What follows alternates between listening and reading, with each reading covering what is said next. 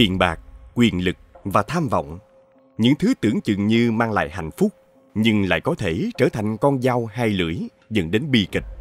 Từ thung lũng Silicon đến những dinh thự xa hoa, chúng ta sẽ khám phá 6 vụ án chấn động, phơi bày những mảng tối của giới siêu giàu, những cái chết bí ẩn, âm mưu đen tối và những bản án gây tranh cãi.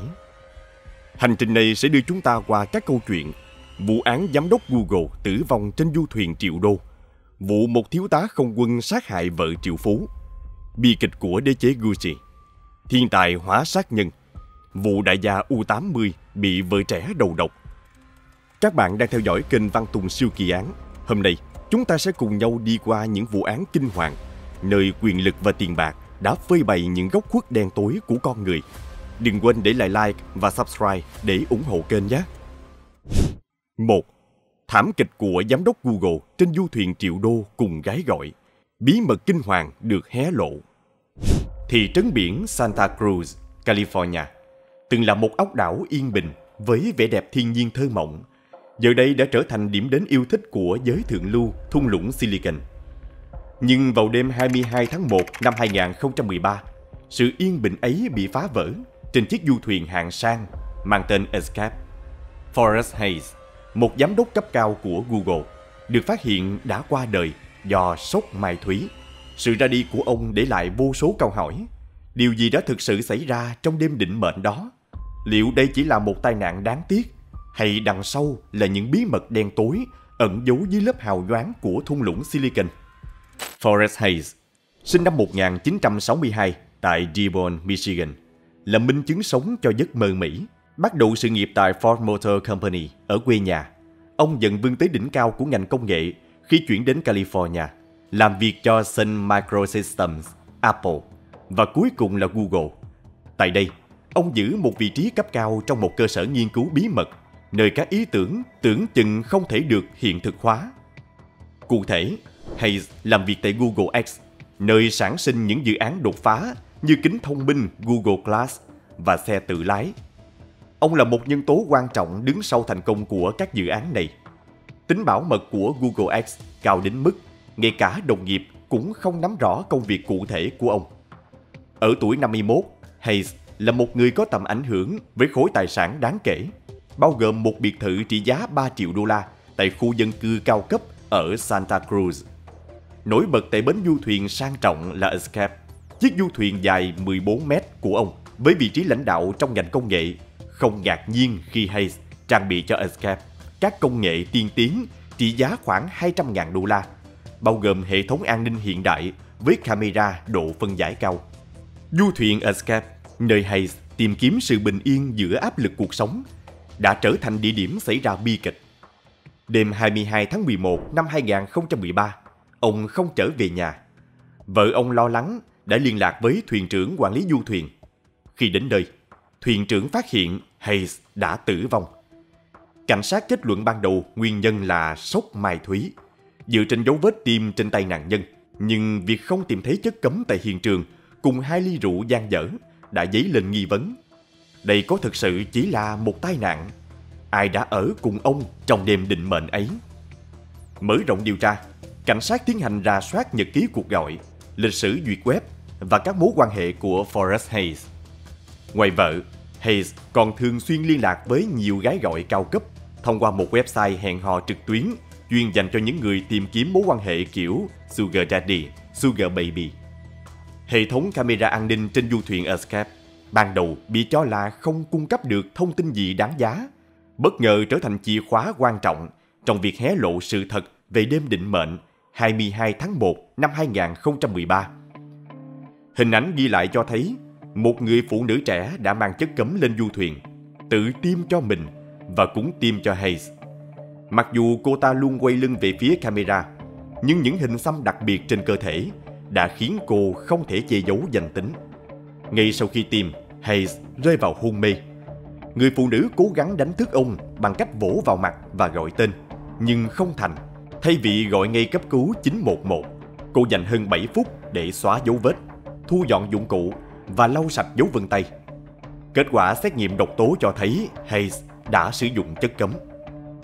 Từ lịch sử trò chuyện của Hayes trên website hẹn hò, cảnh sát nhanh chóng khoanh vùng nghi phạm và xác định người phụ nữ trong đoạn video là Alex Tickelman, 26 tuổi, một người mẫu đầy tham vọng. Những hình xăm đặc trưng trên cơ thể cô hoàn toàn khớp với hình ảnh trong video an ninh, giúp cảnh sát hoàn tất quá trình điều tra và thu thập bằng chứng. Lo ngại Alex Tickelman sẽ rời khỏi Santa Cruz, các nhà điều tra bắt đầu theo dõi cô trên mạng xã hội. Để tránh nguy cơ cô đào tẩu, họ quyết định tiếp cận Alex thông qua chính trang web hẹn hò mà Hayes từng sử dụng. Theo phóng viên Stephen Baxter, khi Alex chia sẻ trên Facebook kế hoạch quay trở về Georgia, cảnh sát đã nhanh chóng hành động. Họ tạo một hồ sơ giả trên Seeking Arrangement, đóng vai một khách hàng tiềm năng và bắt đầu tiếp cận cô. Một thám tử dưới mật danh Sebastian đã dựng nên một câu chuyện giả hoàn hảo về thân thế của mình, liên tục gửi email và tin nhắn để thuyết phục Alex đồng ý tham gia một cuộc hẹn. Họ giăng bẫy bằng cách hứa hẹn một khoản tiền lớn và dịch vụ xa hoa. Để tăng tính thuyết phục, cảnh sát chuyển một khoản tiền vài trăm đô la vào tài khoản của Alex, kèm theo lời hứa sẽ trả thêm ít nhất 1.000 đô la khi gặp mặt. Alex Tickelman thậm chí còn tỏ vẻ không hài lòng với số tiền được đề nghị, nhấn mạnh rằng nhiều khách hàng của cô trả gấp đôi. 8 tháng sau sự ra đi của Hayes, Alex quay trở lại quận Santa Cruz. Lần này xuất hiện tại một khu nghỉ dưỡng vắng vẻ. Cô mang theo chất cấm, sẵn sàng cho cuộc gặp với người mà cô tin là Sugar Daddy giàu có vừa mới tìm được trên trang web. Nhưng mọi chuyện không diễn ra như cô mong đợi. Cảnh sát đã giăng sẵn một cái bẫy hoàn hảo. Khi đội cảnh sát bất ngờ xuất hiện và tuyên bố: "Chúng tôi là cảnh sát, cô đang nói chuyện với chúng tôi." Alex Tickelman hoàn toàn hoảng loạn. Cô bật khóc nức nở, nỗi sợ hãi hiện rõ trên khuôn mặt. Alex bị bắt ngay tại chỗ, đối mặt với hàng loạt cáo buộc, bao gồm hành nghề bán hoa và liên quan trực tiếp đến sự ra đi của Forrest Hayes. Vụ án ngay lập tức làm dấy lên một câu hỏi lớn: đây là một vụ án mạng có chủ đích hay chỉ là một tai nạn đáng tiếc? Nhạc sĩ Chad Cornell là người bị sốc nhất trước thông tin này. Anh đang chìm đắm trong mối quan hệ với Alex, hoàn toàn không hay biết về cuộc sống phức tạp và những bí mật đen tối của cô. Ngay từ lần đầu gặp, Chad đã bị Alex cuốn hút bởi một nét đặc biệt khó cưỡng. Chad chia sẻ: "Cô ấy có một vẻ ngoài bí ẩn, gần như u ám nhưng lại rất quyến rũ. Tôi chỉ nghĩ cô ấy thật xinh đẹp, giống như Angelina Jolie vậy."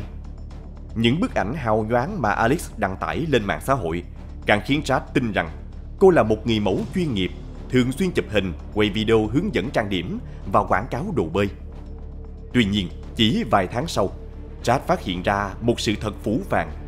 Alex không kiếm sống bằng nghề người mẫu như anh vẫn nghĩ.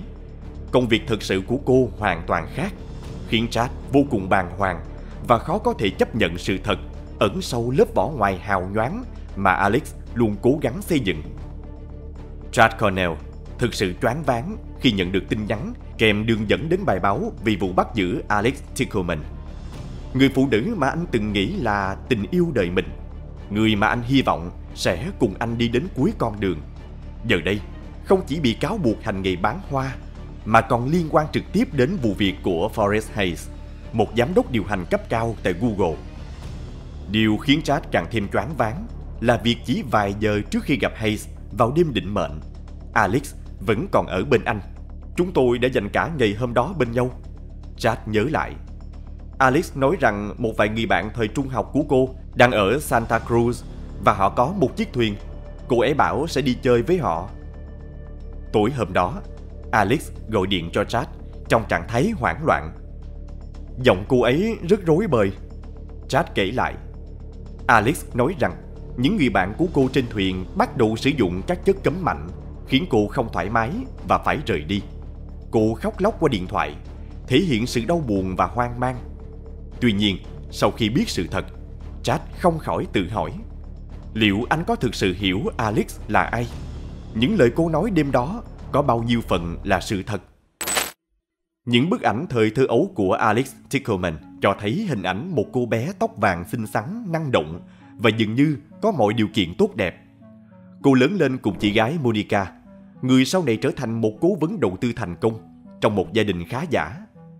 Cha của Alex, Bart Tickelman, là CEO của một công ty công nghệ và cũng là một tay chơi poker cừ khôi, từng giành chiến thắng tới 400.000 đô la trong các ván bài với những cao thủ hàng đầu thế giới. Alex trải qua thời niên thiếu ở vùng ngoại ô Atlanta. Cô yêu thích thể thao và bộc lộ năng khiếu viết lách từ sớm. Bạn bè miêu tả cô là một cô gái thông minh, sâu sắc và đầy tiềm năng. Tuy nhiên, bên cạnh những phẩm chất nổi bật, Alex cũng phải đối mặt với những khó khăn không nhỏ. Các mối quan hệ tình cảm của cô thường xuyên gặp trắc trở. Cô mắc chứng rối loạn ăn uống và nghiêm trọng hơn, bắt đầu sa vào con đường nghiện ngập. Trước tình trạng ngày càng đáng lo ngại của con gái, cha mẹ Alex đã nỗ lực tìm kiếm sự trợ giúp. Cuối cùng, họ quyết định gửi cô đến trường Hyde ở Maine, nơi nổi tiếng với các chương trình chăm sóc và hướng dẫn thanh thiếu niên vượt qua khủng hoảng. Bước sang tuổi đôi mươi, Alex chuyển đến San Francisco và bắt đầu làm việc tại các câu lạc bộ thoát y nổi tiếng như Larry Flynt's Hustler và The Condor. Tại đây, cô chìm đắm trong cuộc sống về đêm, một thế giới đầy cám dỗ nhưng cũng tiềm ẩn nhiều rủi ro. Sau một thời gian, Alex quyết định trở về Atlanta, nơi cuộc đời cô rẽ sang một hướng khác. Giữa những thăng trầm trong cuộc sống, Alex gặp Dean Riopelle, một người đàn ông lớn tuổi hơn cô rất nhiều. Dean yêu Alex say đắm và thậm chí có ý định kết hôn với cô. Mối quan hệ tưởng chừng sẽ có một cái kết hạnh phúc. Nhưng bi kịch đã xảy ra vào tháng 9 năm 2013. Trong cơn hoảng loạn, Alex gọi cảnh sát. Tôi không biết nữa, tôi nghĩ bạn trai tôi đã sốc thuốc hay gì đó. Dean Riopelle được xác định tử vong do sốc mai thúy. 2 tháng sau khi chứng kiến Dean Riopelle bất tỉnh tại nhà riêng ở Bắc Atlanta và gọi 911, Alex lại một lần nữa đối mặt với một bi kịch tương tự. Lần này là trên du thuyền của Forrest Hayes, một giám đốc điều hành Google. Sự trùng hợp đáng ngờ này đã đặt ra nhiều nghi vấn về vai trò của Alex trong cả hai vụ việc. Sau khi Alex Tickelman bị bắt tại Santa Cruz, cảnh sát Milton, Georgia quyết định điều tra lại vụ việc liên quan đến vụ việc của Dean Riopelle. Họ nghi ngờ rằng đây không chỉ đơn thuần là một vụ sốc thuốc quá liều, mà có thể còn liên quan đến hành vi phạm tội. Christina Broker, cựu nhân viên của Dean Riopelle, là một trong những người đầu tiên nghi ngờ Alex có liên quan đến bi kịch của ông. Christina từng sống cùng Dean và chăm sóc các con riêng của ông. Cô nhớ rằng Dean rất yêu Alex, nhưng đồng thời cũng vô cùng lo lắng vì những thói quen xấu của cô, đặc biệt là việc Alex nghiện chất cấm. Christina khẳng định Dean không bao giờ tự tiêm chất cấm vào người. Mặc dù không còn làm việc cho Dean, Christina vẫn tin rằng Alex có thể đã góp phần vào sự ra đi của ông. Sự tương đồng kỳ lạ giữa vụ việc của Dean và Forrest Hayes khiến Christina không khỏi nghi ngờ, tự hỏi liệu có điều gì đó còn bị che giấu đằng sau những bi kịch này. Giả thuyết cho rằng Alex Tickelman đi khắp nơi để tiêm chất cấm cho những người đàn ông khác nghe có vẻ phi lý. Những người này đều là người trưởng thành, hoàn toàn có khả năng chịu trách nhiệm cho hành động của mình. Tuy nhiên, câu chuyện không dừng lại ở đó. Todd, một doanh nhân ở Atlanta và cũng là bạn thân của Alex, đã lên tiếng về mối quan hệ giữa cô và Dean Riopelle. Anh kể rằng Alex hoàn toàn suy sụp sau khi Dean, người mà cô vô cùng yêu thương, qua đời.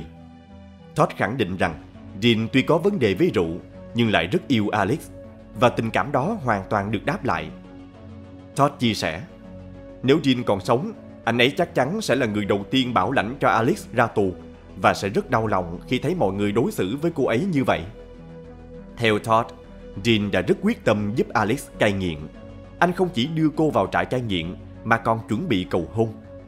Ngày 30 tháng 8 năm 2013, Dean nhắn tin cho Todd nói rằng anh đang chuẩn bị nhận cưới và dự định sớm kết hôn với Alex, nhưng bi kịch ập đến chỉ 3 tuần sau đó, khi Dean qua đời vì sốc mai thúy.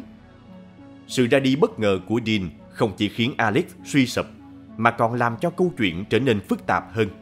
Dean từng hứa rằng anh sẽ cưới Alex vào đêm Halloween năm 2014 nếu cô giữ mình sạch sẽ trong 14 tháng.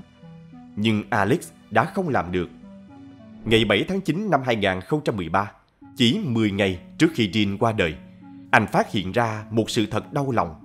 Alex đang hành nghề bán hoa trên mạng. Mặc dù ghê tởm công việc đó, nhưng vì cơn nghiện không thể kiểm soát, Alex vẫn tiếp tục làm để kiếm tiền thỏa mãn nhu cầu của mình.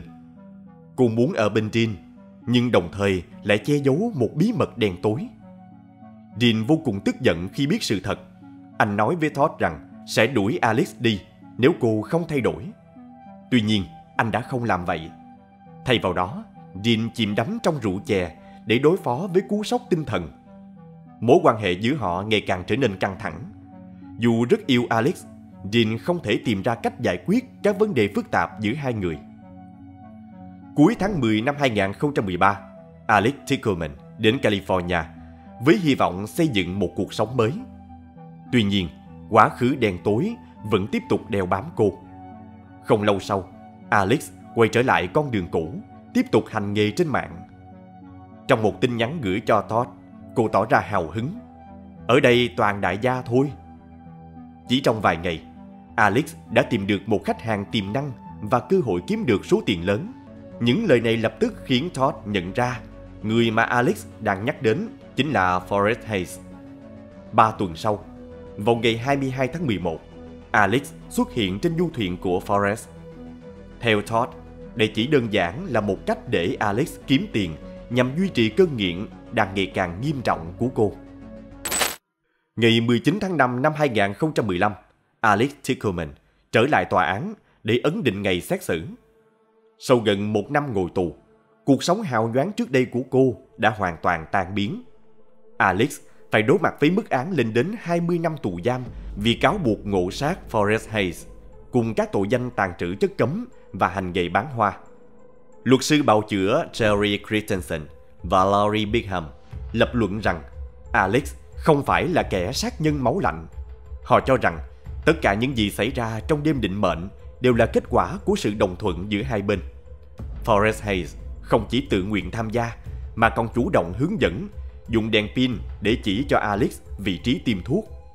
Luật sư khẳng định rằng Alex chỉ rơi vào trạng thái hoảng loạn khi tình huống vượt quá tầm kiểm soát, chứ cô không hề có ý định sát hại Hayes.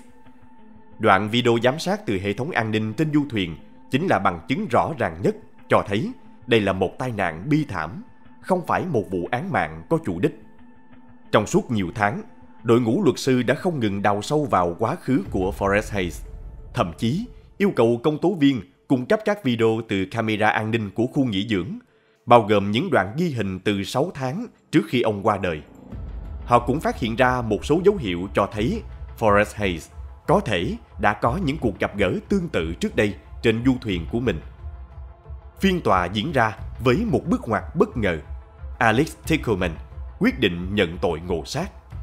Trước tòa, cô thừa nhận hành vi của mình và bày tỏ sự nhận thức sâu sắc về mức độ nghiêm trọng của các tội danh phải đối mặt.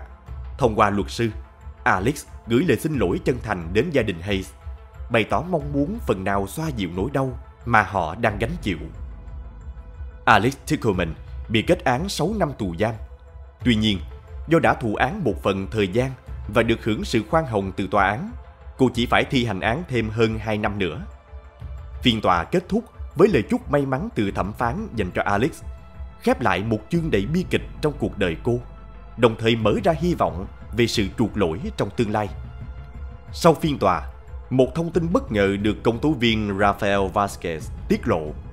Gia đình Forrest Hayes đã từng liên hệ, bày tỏ mong muốn Alex Tickleman không bị truy tố. Họ không muốn vụ án kéo dài hoặc bị đưa ra xét xử công khai, thậm chí còn hy vọng nó có thể được hủy bỏ.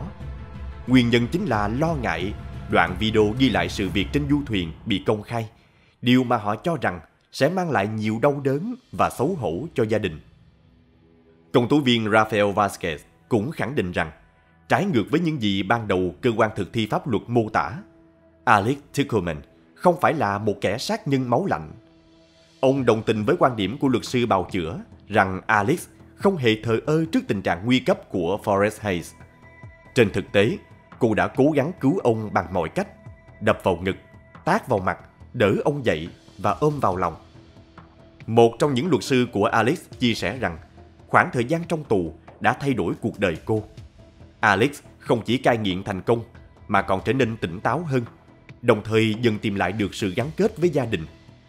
Cô đã tận dụng thời gian đó để suy ngẫm về những sai lầm trong quá khứ và học cách trân trọng các giá trị đích thực của cuộc sống. Tuy nhiên, đối với gia đình Forrest Hayes, bất kể Alex có thay đổi hay không, họ vẫn phải sống chung với nỗi đau mất mát. Dù không còn phải chịu áp lực từ dư luận hay sự soi mói của truyền thông, nhưng mất mát người thân vẫn là một vết thương không thể lành. Câu chuyện của Alex Tickelman với những tình tiết phức tạp và khó lường không chỉ là một bi kịch cá nhân, mà còn là lời cảnh tỉnh về sức mạnh của những quyết định sai lầm và hậu quả không thể lường trước. Từ những khoảnh khắc hoảng loạn đến các lựa chọn dẫn đến sai lầm, câu chuyện nhắc nhở chúng ta rằng mỗi hành động đều có thể để lại hậu quả không thể đảo ngược, và rằng mọi thứ không phải lúc nào cũng giống như vẻ bề ngoài. 2. Vụ án nữ triệu phú mất tích 133 ngày và bí ẩn bất ngờ của thiếu tá không quân. Vào tháng 2 năm 2023, Andre McDonald, một thiếu tá trong không quân Hoa Kỳ, đã bị tuyên án 25 năm tù giam vì tội kết liễu vợ mình, là Andrea Nicole McDonald. Cơ quan an ninh xác định động cơ gây án xuất phát từ những mâu thuẫn gay gắt về tài sản và sự bất hòa trong hôn nhân. Đặc biệt, xoay quanh vấn đề tài chính và lòng ghen tuông với các mối quan hệ trước đây của nạn nhân. Vì sao một câu chuyện tình đẹp lại kết thúc trong bi kịch khủng khiếp đến như vậy? Điều gì đã đẩy Andre, một quân nhân vốn được biết đến với nhân cách tốt đẹp, lại hành động tàn nhẫn với người vợ đầu ấp tai gối của mình đến vậy? Liệu những bất hòa về tài sản và ghen tuông có thực sự là nguyên nhân chính, hay còn điều gì sâu xa hơn phía sau? Andre Nicole, sinh ngày 23 tháng 9 năm 1989 tại Port Antonio, Jamaica, là một người phụ nữ đầy nghị lực, luôn khao khát hiện thực hóa giấc mơ Mỹ. Sinh ra trong một gia đình nghèo khó với cha mẹ chỉ làm những công việc lao động chân tay. Từ nhỏ, Andrea đã quyết tâm vượt khó để vươn lên trong cuộc sống.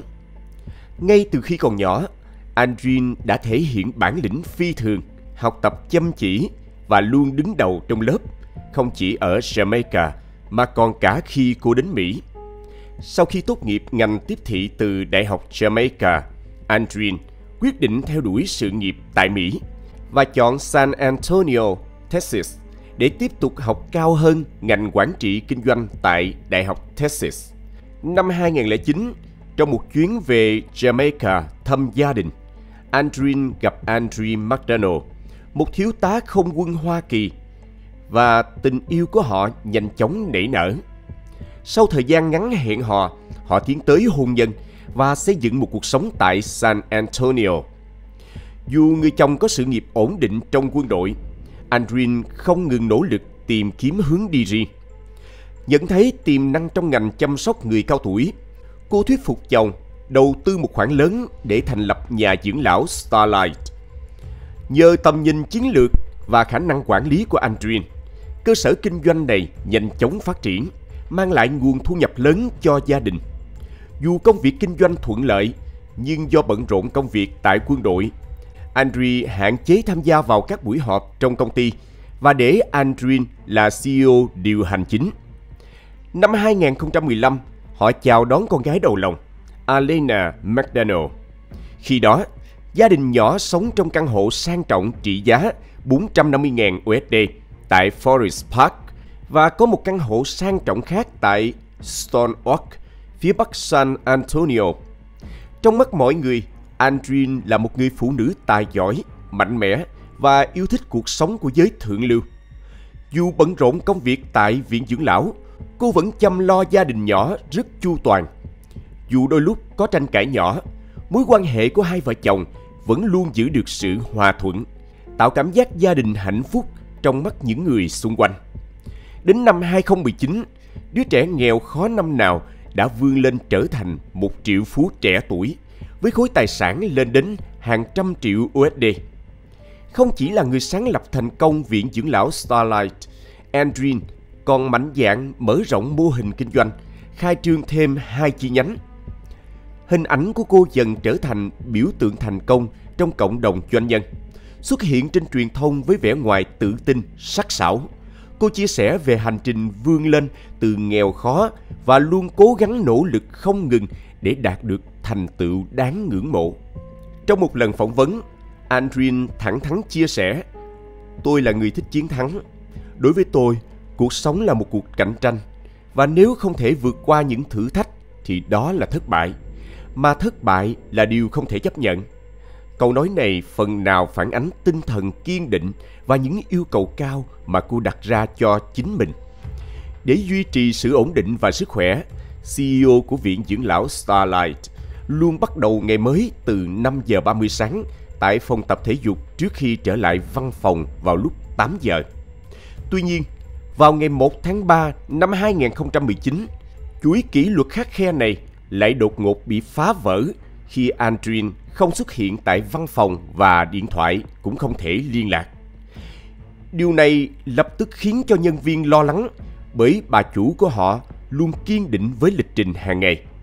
Khi gọi điện hỏi huấn luyện viên thể dục, họ càng lo ngại hơn khi biết rằng sáng hôm đó Andreen cũng không đến phòng tập. Nhận thấy tình huống bất thường, trợ lý của Andreen lập tức gọi điện cho Carol, một người bạn thân thiết của cô. Trước sự mất tích bất ngờ này, Carol nhớ đến lời cảnh báo của Andreen từ trước: "Nếu tôi biến mất, chắc chắn là do Andreen." Linh cảm có điều gì đó không ổn, Carol cùng một nhân viên quyết định đến nhà Andreen để kiểm tra.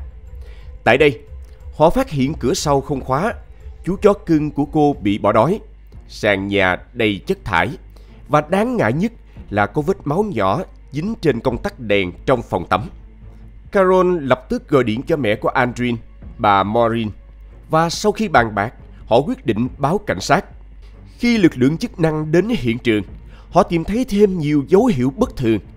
Ví tiền, chìa khóa và xe của Andreen vẫn còn trong nhà, trong khi ở sân sau có một đống tro chứa đầu khóa kéo mà bà Maureen xác nhận là của quần áo con gái bà. Khi cảnh sát tiếp tục điều tra, Andrew McDonald, chồng của Andreen, bất ngờ trở về và thông báo rằng anh ta đã đi tìm vợ ở bệnh viện. Andrew giải thích rằng vợ mình thường bị đau đầu, và sau khi phát hiện cô mất tích, anh ta đã lái xe đến bệnh viện trên đường 281. Thế nhưng, khi cảnh sát kiểm tra, họ phát hiện Andrew chỉ dựa vào một cái tên trùng hợp mà không xác minh thêm. Đây là một chi tiết khiến cảnh sát bắt đầu nghi ngờ người đàn ông này. Khi được cảnh sát hỏi về sự việc đã xảy ra tối ngày 28 tháng 2 năm 2019, Andrew khai báo rằng: "Chúng tôi đã cãi nhau và ngủ riêng. Sáng hôm sau, tôi nghĩ cô ấy còn đang ngủ nên đưa con gái đi học trước khi tới căn cứ không quân làm việc. Thật sự tôi không biết cô ấy đã rời nhà vào lúc nào." Khi được hỏi về nguyên nhân dẫn đến cuộc tranh cãi tối hôm trước, Andrew ngập ngừng chia sẻ: "Hôm qua, khi tôi xem tài liệu thuế, phát hiện Andreen đã tự ý mở một cửa hàng riêng dưới tên cô ấy mà không hề bàn bạc trước. Chúng tôi đã thống nhất từ khi kết hôn rằng mọi tài sản sẽ là của chung. Nên điều này khiến tôi vô cùng tức giận và cảm thấy như cô ấy đang muốn chiếm hữu tài sản của mình. Chúng tôi đã cãi nhau rất căng thẳng. Và khi tôi về nhà sau đó, Andreen vẫn còn giận. Tôi quyết định lái xe ra ngoài một lúc, dừng lại đổ xăng ở trạm gần đó và trở về khá muộn, rồi đi ngủ." Cảnh sát nhanh chóng xác thực lời khai của Andrew thông qua camera giám sát tại trạm xăng và thấy rằng không có gì khả nghi. Mặc dù mâu thuẫn giữa vợ chồng là điều phổ biến, nhưng cảnh sát vẫn quyết định tiến hành tìm kiếm suốt đêm tại biệt thự của họ. Tuy nhiên, đến tận 2 giờ sáng, không có manh mối nào về Andreen được tìm thấy, khiến cuộc điều tra rơi vào bế tắc. Không bỏ cuộc, lực lượng chức năng bắt đầu liên hệ với bạn bè và người thân của Andreen để thu thập thêm thông tin. Một người bạn thân của nạn nhân đã tiết lộ chi tiết gây chú ý. Trước đây, Andreen từng có mối quan hệ tình cảm bí mật với một người đàn ông tên Owen, cũng là tình cũ từ Jamaica.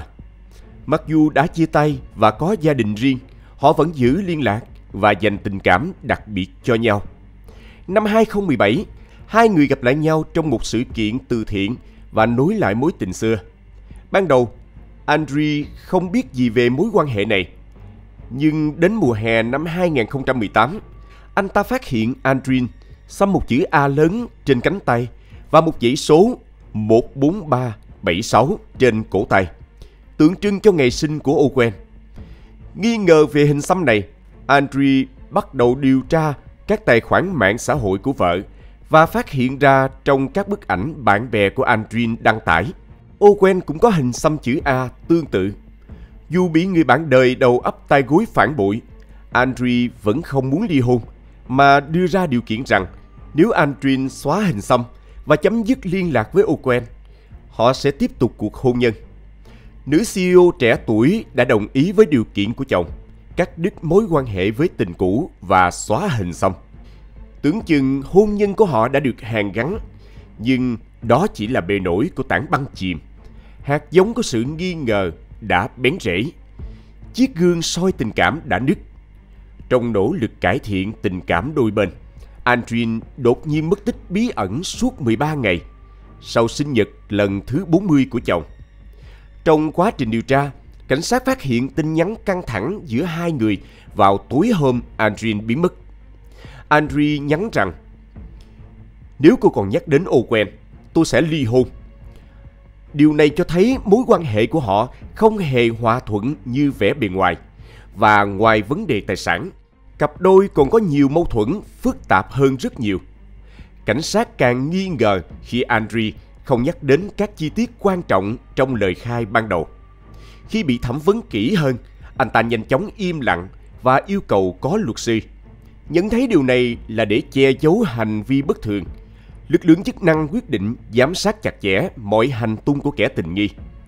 Sáng hôm sau, Andre bị phát hiện ghé một cửa hàng súng, dự định mua một khẩu súng cùng đạn dược. Thế nhưng, ngay khi nhận ra mình bị theo dõi, Andre lập tức hủy giao dịch.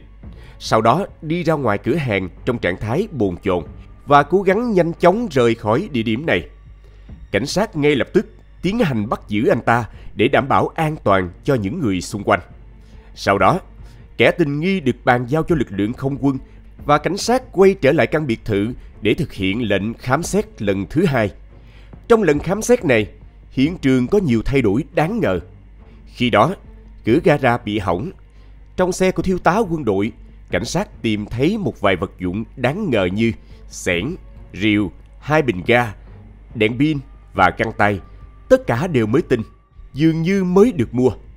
Trong thùng rác, đội điều tra tiếp tục phát hiện một hóa đơn siêu thị đã bị xé nát. Qua kiểm tra, họ xác định rằng Andre đã mua các vật dụng này chỉ 2 ngày sau khi Andrin mất tích. Trong thùng rác ở gara, cảnh sát cũng phát hiện một chiếc búa và một chiếc quần của Andre có dính vết đỏ.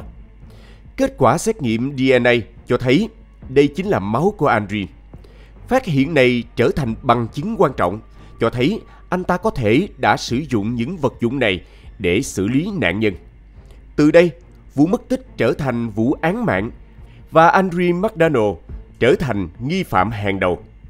Mặc dù các chứng cứ xoay quanh đều chỉ ra tội lỗi của Andre, nhưng vì chưa tìm thấy thi thể của Andrin và thiếu nhân chứng, cảnh sát chỉ có thể buộc tội anh ta về hành vi cố tình tiêu hủy chứng cứ. Mẹ của Andre tỏ ra bàng hoàng khi nghe tin con trai bị bắt và không hiểu nổi lý do đứa con mà bà luôn tin tưởng lại liên quan đến những cáo buộc nghiêm trọng này. Vào ngày 5 tháng 3 năm 2019, Andre McDonald phải đến tham dự phiên tòa sơ bộ tại tòa án hạt Baker, đối mặt với cáo buộc tiêu hủy chứng cứ, bao gồm các vật dụng như trong danh sách mua sắm và các đoạn hội thoại cuối cùng với Andrin. Tại tòa án, anh ta khẳng định mình không liên quan đến vụ mất tích và mua súng chỉ nhằm mục đích tự vệ. Tên này cố gắng thể hiện rằng vẫn còn tình cảm với người bạn đời của mình. Bất chấp cô đã từng nhiều lần lừa dối, nhưng anh ta không thể nào làm hại cô.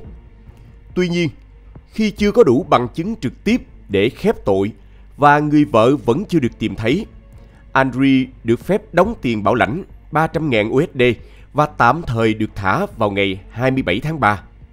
Trong thời gian này, cảnh sát và các tình nguyện viên cùng hơn 200 thành viên từ căn cứ không quân cũng tham gia tìm kiếm nạn nhân. Thế nhưng, dù mở rộng phạm vi tìm kiếm đến đâu, tung tích của Andreen vẫn bặt vô âm tín. Vào ngày thứ 8 kể từ khi Andreen mất tích, gia đình và bạn bè của cô tổ chức một buổi cầu nguyện, tha thiết cầu mong rằng Andreen sẽ tiết lộ bất kỳ thông tin nào về vị trí của cô ấy, nếu anh ta còn một chút lòng trắc ẩn. Thế nhưng, anh ta khẳng định mình không biết tin tức gì về người bạn đời và hoàn toàn không liên quan đến chuyện này. Vụ án trở nên bế tắc trong suốt 3 tuần tiếp theo. Cơ quan chức năng hạt Baker quyết định nhờ đến sự trợ giúp của tiểu bang Texas, đồng thời đưa ra phần thưởng 5.000 USD cho bất kỳ ai có thông tin giúp sức cho việc tìm thấy Andreen. Sự chú ý từ công chúng và giới truyền thông khiến cho vụ án này lọt vào tầm ngắm của FBI. Đặc vụ FBI Mitchell kêu gọi người dân không từ bỏ hy vọng, cam kết rằng cuộc tìm kiếm sẽ tiếp tục cho đến khi có kết quả. Dù vậy, tất cả các nỗ lực đều không mang lại manh mối nào về Andreen. Cuộc điều tra chỉ thực sự có bước ngoặt vào ngày thứ 133 sau vụ mất tích. Ngày 11 tháng 7 năm 2019, Clifton, một tình nguyện viên đã phát hiện một hộp sọ người gần đống xương bò tại trang trại nằm cách ngôi biệt thự của Andreen khoảng 9,6 km. Cảnh sát nhanh chóng có mặt tại hiện trường và phát hiện thêm một số mảnh xương rải rác quanh đó. 2 ngày sau, bác sĩ pháp y xác nhận rằng các mảnh xương thật sự thuộc về Andreen. Ngày 13 tháng 7 năm 2019, trưởng nhóm điều tra Javier tổ chức một cuộc họp báo chính thức thông báo rằng hài cốt của Andreen đã được tìm thấy. Kết thúc cuộc tìm kiếm quy mô lớn, Andreen McDonald nhanh chóng bị bắt giữ lại và chính thức bị buộc tội gây án mạng cho người vợ của mình. Qua quá trình khám nghiệm, chuyên gia pháp y lâm sàng xác nhận rằng xương sống của nạn nhân đã bị gãy, cùng với xương sườn và một số xương mặt bị vỡ. Tuy nhiên, các phần cơ thể đã bị phân hủy nghiêm trọng, khiến các chuyên gia không thể xác định chính xác nguyên nhân nạn nhân qua đời. Ngay sau đó, vụ án nhanh chóng gây chấn động dư luận, khiến nhiều người không khỏi băn khoăn vì sao một cặp đôi tưởng chừng như thành đạt và hạnh phúc lại đi đến bi kịch tàn nhẫn đến như vậy. Trong phiên xử sơ bộ, bên công tố làm rõ rằng mối quan hệ giữa hai người đã xấu đi trong thời gian dài và Andreen thường xuyên tăng tương tác với Andreen. Trong phiên tòa, hung thủ đưa ra lời bào chữa về các cáo buộc ra tay với vợ, kể lại chi tiết những biến cố trong mối quan hệ của hai người. Anh ta trình bày rằng, vào tháng 8 năm 2016, khi được điều động đến căn cứ không quân Keesler ở bang Mississippi, trong khóa đào tạo kéo dài 6 tháng, mối quan hệ giữa hai người vẫn hòa hợp. Tuy nhiên, có một hôm, Andreen nhận được tin nhắn từ Andreen đề nghị ly hôn, khiến bản thân choáng váng. Anh ta nghĩ rằng đó chỉ là trò đùa. Nhưng khi kết thúc khóa đào tạo và trở về nhà, thái độ của Andreen với chồng đã thay đổi. Kẻ thủ ác cho hay, người bạn đời đã trở nên lạnh nhạt và xa cách. Vì cảm thấy mối quan hệ không còn như xưa, Andreen đã nộp đơn ly hôn lên tòa án. Nhưng vì tranh chấp tài sản kéo dài, thủ tục này không hoàn tất. Khi nhắc đến cáo buộc bạo lực gia đình, Andreen khẳng định điều này hoàn toàn vô căn cứ. Thậm chí còn nói rằng Andreen, với thói quen tập thể dục hàng ngày, cô có đủ sức khỏe để tự vệ nếu cần. Andreen cũng thừa nhận trong phiên tòa rằng mối quan hệ giữa hai người thật sự không còn hòa hợp. Thế nhưng, mỗi khi nhắc đến các cáo buộc gây án mạng, anh ta vẫn kiên quyết phủ nhận mình có liên quan. Do đại dịch Covid-19, quá trình xét xử bị kéo dài, và từ tháng 4 năm 2021, Andreen đã bị quản thúc tại gia trong khi chờ phán quyết. Đến ngày 17 tháng 1 năm 2023, chỉ 3 ngày trước khi phiên tòa bắt đầu, viên thiếu tá phòng không này dường như bị lương tâm dày vò nên đã thú nhận với mẹ rằng anh ta thực sự đã cướp đi sinh mạng của vợ. Anh ta nói, tối hôm đó, sau khi con trở về từ trạm xăng, con không vào phòng ngủ mà cãi nhau với Andreen. con đề nghị ly hôn và chia đều tài sản. Điều này khiến cô ấy nổi giận. Cô ấy chửi mắng và muốn tác động con. Trong lúc nóng giận, con đã đẩy đầu của Andrin và khiến mặt cô ấy bị xước. Andrin bỏ chạy vào nhà vệ sinh, nhìn thấy vết bầm qua cương và càng tức giận. Cô ấy lao vào con và con chỉ cố tránh né. Trong lúc giằng co, con đã đánh vào người khiến Andrin ngã xuống sàn. Sau một vài cú đá, cô ấy nằm bất động. Con gái nghe thấy tiếng động và đi ra, nhưng con không muốn con bé phải chứng kiến cảnh này, nên đã đưa nó trở về phòng và ru ngủ. Khi quay lại, Andrin đã ngừng thở. Con thực sự không cố ý làm tổn thương cô ấy. Ngày 20 tháng 1 năm 2023, phiên tòa chính thức diễn ra và hắn thuật lại toàn bộ câu chuyện. Khi thẩm phán hỏi, khi nhận ra Andrin đã ngừng thở, tại sao anh không gọi 911? Kẻ thủ ác đã trả lời rằng, gọi cảnh sát cũng không làm cô ấy sống lại. Tôi không muốn con gái chứng kiến sự việc và chỉ muốn Andrin biến mất khỏi nhà càng sớm càng tốt. Andrin khai rằng đã lái xe đưa người bạn đời đến một trang trại gần đó, để bên cạnh xác một con bò và trở về đốt quần áo của cô phía sau nhà để tiêu hủy chứng cứ. Thẩm phán tiếp tục hỏi về những vết xương gãy trên cơ thể Andrin. Hung thủ thừa nhận đã đập mạnh vào mặt và cổ cô ấy nhiều lần. Trong lúc không thể kiềm chế được sự tức giận, anh ta cho rằng vợ mình đã tiếp tục phản bội và chính điều đó dẫn đến mọi bi kịch. Phiên xét xử kéo dài 6 ngày với lời khai từ 33 nhân chứng. Hội thẩm đoàn tranh luận về mức độ đối với tội danh của Andrin là hành vi cố ý hay vô tình cướp đi mạng sống của vợ. Thông qua lời khai của bị cáo, một số thành viên cho rằng Andrin thiếu ăn năn và đã xúc phạm cơ thể của nạn nhân ngay cả khi Andrin đã qua đời. Trong khi số khác coi đây là tai nạn do mất kiểm soát. Trước nguy cơ lĩnh án 99 năm tù nếu bị kết luận cố ý ra tay với vợ, Andrin thỏa thuận với cơ quan công tố rằng anh ta sẽ nhận tội trong phiên bản nhận tội để đổi lấy mức án 20 năm tù. Cuối cùng, sau gần 11 giờ thảo luận, bồi thẩm đoàn tuyên bố Andrin McDonald phạm tội vô ý gây án mạng trong tình huống tự vệ và bị tuyên án tối đa 20 năm tù.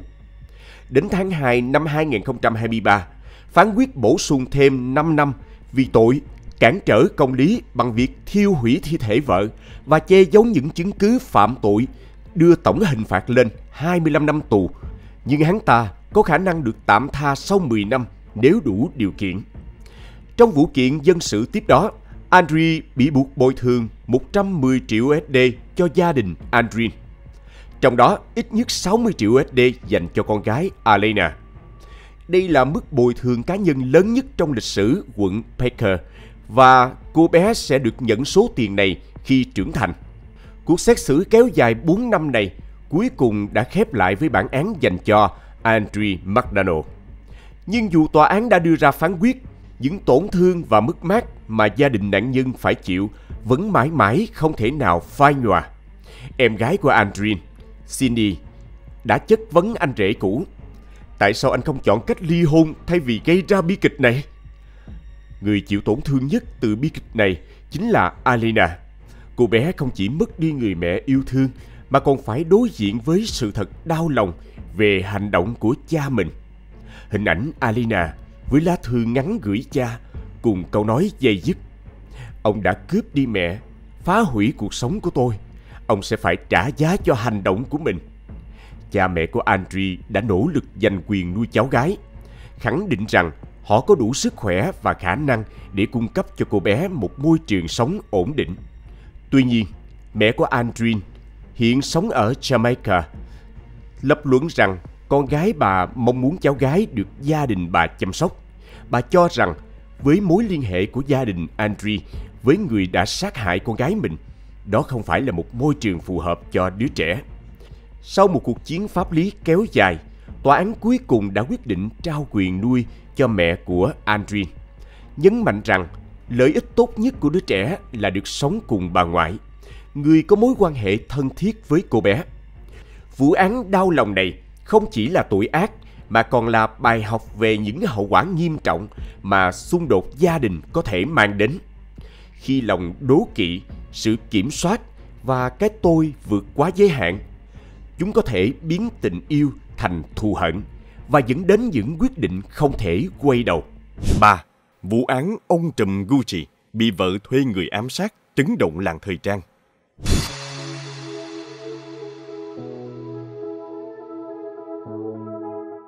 Ngày 27 tháng 3 năm 1995, Mauricio Gucci, con trai của Rodolfo Gucci, là người thừa kế thương hiệu danh tiếng, đã bị một sát thủ bí ẩn thủ tiêu ngay khi bước vào tòa nhà văn phòng của mình tại số 20 Balestro, Milan, nước Ý.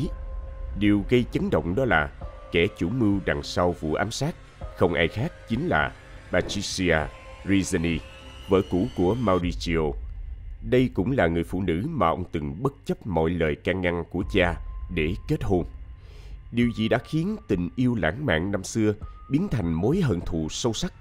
Và tại sao Patricia lại quyết tâm kết thúc cuộc đời người từng là bạn đời của mình? Vào lúc 8 giờ 30 sáng, ngày 27 tháng 3 năm 1995, Mauricio Gucci rời khỏi căn hộ của mình trên đường Venice, Milan và tiến về tòa văn phòng sang trọng. Khi đang chào bảo vệ, Giuseppe, người thừa kế của Gucci, nhận ra mình đang bị theo dõi. Khi Mauricio tiến lại để làm rõ nguyên nhân, thì kẻ lạ mặt bất ngờ rút súng và nhắm thẳng vào ông. Phát súng đầu tiên trúng vào bả vai của Mauricio. Ông cố gắng chạy trốn, nhưng kẻ tấn công không có ý định để nạn nhân trốn thoát. Hắn bắn liên tiếp vào lưng, hông và phát súng thứ tư nhắm thẳng vào đầu, khiến Mauricio mất mạng ngay lập tức. Người bảo vệ Giuseppe đứng sững người vì quá bàng hoàng. Sau khi hoàn hồn, ông cố gắng đuổi theo kẻ tấn công, nhưng cũng bị bắn vào cánh tay. Trước khi mất ý thức, người bảo vệ nhìn thấy hắn ta lên chiếc xe Renault Clio màu xanh lá đậu bên lề đường và nhanh chóng chạy trốn. Cảnh sát nhanh chóng có mặt tại hiện trường vụ án, nhưng Mauricio đã qua đời. Nạn nhân thứ hai bị thương nặng và được đưa đi cấp cứu ngay lập tức. Mặc dù mọi thứ diễn ra trong chớp nhoáng, nhưng rất nhiều phóng viên đã nhanh chóng kéo đến, khiến hiện trường trở nên hỗn loạn. Mọi người đều muốn chụp được hình ảnh cuối cùng của người thừa kế thương hiệu xa xỉ Gucci. Vậy ai là kẻ đứng sau vụ ám sát kinh hoàng này? Để tìm ra câu trả lời, chúng ta hãy quay ngược thời gian, trở lại một thế kỷ trước. Năm 1899, một con tàu từ Ý cập cảng London. Trên tàu, chàng trai Guccio Gucci, chỉ mới 18 tuổi, đã đến thành phố phồn hoa này với đôi bàn tay trắng. Nhờ sự nhanh nhẹn và khôn khéo, ông đã may mắn tìm được công việc giữ cửa tại khách sạn Savoy, một trong những khách sạn xa hoa bậc nhất thời điểm bấy giờ. Nơi đây chỉ đón tiếp những người thuộc tầng lớp quý tộc và giàu có. Công việc của chàng trai trẻ là giúp khách mang hành lý, và dần dà ông nhận ra tiềm năng lớn trong từng chiếc túi hay vali mà những người giàu sang mang theo. Ông ấy bắt đầu hình thành những ý tưởng kinh doanh táo bạo, và từ đó con đường khởi đầu cho một đế chế thời trang mang tên Gucci chính thức ra đời. Vào thời điểm đó, hành lý được thiết kế riêng cho hoàng gia và quý tộc tại quê hương của chàng trai, thành phố Florence. Nước Ý là nơi có nguyên liệu da chất lượng bậc nhất trên thế giới. Cha ông là một thợ làm da, nên ông đã nghĩ rằng tại sao không mở một cửa hàng chuyên phục vụ đồ da cao cấp cho giới thượng lưu. Chàng thanh niên trẻ bắt đầu quan sát cẩn thận cấu trúc và thiết kế của những hộp da cao cấp và học cách ghi nhớ chúng. Vài năm sau, với số tiền tích lũy được, ông đã quay về cố hương. Ban đầu, Guccio chỉ mở một cửa hàng da nhỏ, sản xuất đồ trang trí và phụ kiện cho người chơi môn cưỡi ngựa ở địa phương. Nhưng với quyết tâm biến sản phẩm của mình trở thành mặt hàng cao cấp, chàng trai trẻ tuổi này đã dùng hầu hết lợi nhuận để tuyển dụng những thợ da giỏi nhất, mua nguyên liệu da tốt nhất và tạo ra những sản phẩm tinh tế nhất bằng số vốn lớn. Nỗ lực của Guccio đã thành công. Sự tinh tế trong chất lượng sản phẩm và những vật dụng da cao cấp mà ông tạo ra đã thu hút được nhiều khách hàng quý tộc, giúp thương hiệu của ông có được danh tiếng nhất định. Năm 1921, tại Florence, ông mở cửa hàng thời trang đầu tiên và đặt tên nó theo tên của mình, Gucci. Từ khởi đầu nhỏ bé, sau hơn 10 năm nỗ lực và giữ vững tâm huyết, cuối cùng ông đã trở thành người sáng lập thương hiệu Gucci, thương hiệu mà ngày nay được vinh danh trên toàn thế giới. Sau khi mở cửa hàng thời trang đầu tiên, Gucci trở nên nổi tiếng một cách bất ngờ, nhanh chóng chinh phục nhiều khách hàng với thương hiệu sản phẩm được mệnh danh là biểu tượng của tầng lớp thượng lưu. Gucci cũng thu hút sự yêu thích của các quý tộc đam mê môn thể thao đua ngựa, với các thiết kế phục vụ những người cưỡi ngựa, cùng nhiều loại túi và trang sức, đã trở thành những sản phẩm rất được ưa chuộng. Tận dụng cơ hội này, Gucci liên tiếp mở các chi nhánh tại Milan và Rome, với biểu tượng đặc trưng là hai chữ G được lồng vào nhau, được lấy cảm hứng từ tên người sáng lập. Trên con đường khởi nghiệp đó, Gucci không đơn độc. Bên cạnh ông luôn có các con trai của mình, Aldo, Vasco và Rodolfo. Thập kỷ 1930 là thời kỳ hoàng kim của Gucci. Tuy nhiên, không lâu sau đó, khủng hoảng bắt đầu xảy ra trên toàn nước Ý. Giữa và cuối thập kỷ 30, nước Ý chịu sự kiểm soát của chế độ phát xít độc tài và Thế chiến thứ hai bùng nổ. Lúc này, cuộc chiến của người dân trở nên khó khăn, nguồn cung trở nên khan hiếm và vật liệu da ngày càng khó mua. Trong khi Gucci ngày càng khẳng định tên tuổi của mình, nhiều thương hiệu da nổi tiếng khác buộc phải ngừng sản xuất hoặc tuyên bố phá sản. Tuy nhiên, Aldo nhanh chóng nhận ra rằng Gucci cần phải có sự thay đổi, nếu không thì cũng sẽ giống kết cục như những thương hiệu đó. Ông quyết định thay thế da bằng các vật liệu khác dễ kiếm hơn như vải để sản xuất túi xách, cũng như sử dụng tay cầm bằng tre. Cải cách này đã giúp Gucci vượt qua cuộc khủng hoảng nhiên liệu và trở thành một trong những thương hiệu hàng đầu tại châu Âu. Không chỉ trong khu vực châu lục của mình, Aldo cho rằng Gucci cần mở rộng sang thị trường lớn hơn. Ông nhắm đến Hoa Kỳ và bắt đầu cân nhắc sản phẩm nào sẽ mở đường cho thị trường này. Qua tìm hiểu, Aldo nhận thấy rằng giày loafers rất phổ biến ở Mỹ, nhưng có thiết kế và màu sắc đơn điệu, thiếu tính ứng dụng trong thời trang. Nhà thiết kế chính của Gucci quyết định thiết kế một mẫu giày loafers hoàn toàn mới với màu đen trang trọng thay cho màu nâu truyền thống. Thêm khóa ngựa độc quyền của thương hiệu nâng tầm tinh xảo. Ngay khi ra mắt, sản phẩm nhanh chóng được nhiều người Mỹ yêu thích. Đôi giày này được đặt tên là 1953 Mocasino Hospice và trở thành biểu tượng đặc trưng của Gucci. Tuy nhiên, chỉ 15 ngày sau khi chi nhánh New York khai trương, người sáng lập thương hiệu Guccio Gucci đã qua đời tại Milan. Cả đời cống hiến, ông chỉ mong muốn xây dựng một thương hiệu cao cấp. Nhưng điều mà Guccio không thể ngờ tới là gia đình ông sẽ chia rẽ vì khối tài sản khổng lồ mà ông để lại. Và người đàn ông bị sát hại mà chúng ta nhắc đến ở phần đầu câu chuyện chính là cháu trai của ông, Maurizio Gucci, cựu tổng giám đốc tập đoàn Gucci nổi tiếng. Sự ra đi của Maurizio có lẽ bắt nguồn từ một quyết định tưởng chừng như công bằng của ông nội Guccio Gucci khi còn sống. Khi người sáng lập Guccio Gucci qua đời, ông đã quyết định chia đều tài sản cho 3 người con trai. Mỗi người đều có tài năng và sở thích riêng. Nhưng sự đoàn kết của 3 anh em đã đưa Gucci từ một thương hiệu nhỏ trở thành một trong những tên tuổi hàng đầu thế giới, là biểu tượng thời trang cho các ngôi sao điện ảnh và giới chính trị. Thế nhưng, đế chế gia đình Gucci không thể tránh khỏi những mâu thuẫn khi thế hệ thứ 3 trưởng thành.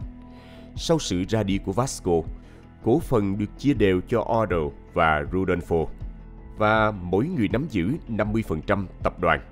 Với doanh thu chạm ngưỡng 100 triệu bảng Anh vào thập niên 1980, Gucci đã bước vào thời kỳ hưng thịnh. Tuy nhiên, những xung đột ngầm cũng bắt đầu bùng lên. Paolo, con trai cả của Aldo, với người vợ đầu là nhà thiết kế trong tập đoàn, nhưng tính khí nóng nảy và bốc đồng khiến ông thường xuyên mâu thuẫn với cha mình. Khi Rodolfo qua đời năm 1983, Maurizio trở thành người thừa kế trẻ với khối tài sản kết xù và nắm quyền sở hữu một nửa tập đoàn Gucci.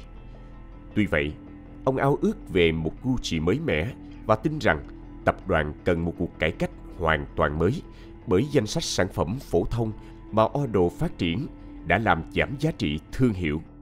Để đạt được giấc mơ tái sinh Gucci, Mauricio quyết tâm loại bỏ người bác quyền lực đã gắn bó với thương hiệu trong nhiều năm. Tuy nhiên, điều này không dễ dàng vì dưới sự lãnh đạo của Odo, Gucci vẫn luôn vững vàng và phát triển.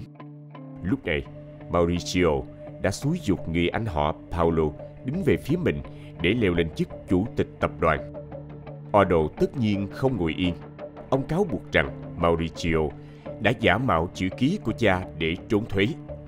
Tuy nhiên, có ai đó đã thông báo trước cho Mauricio và ông ta đã vội vàng chạy trốn tới St. Moritz, Thụy Sĩ trước khi bị bắt giữ.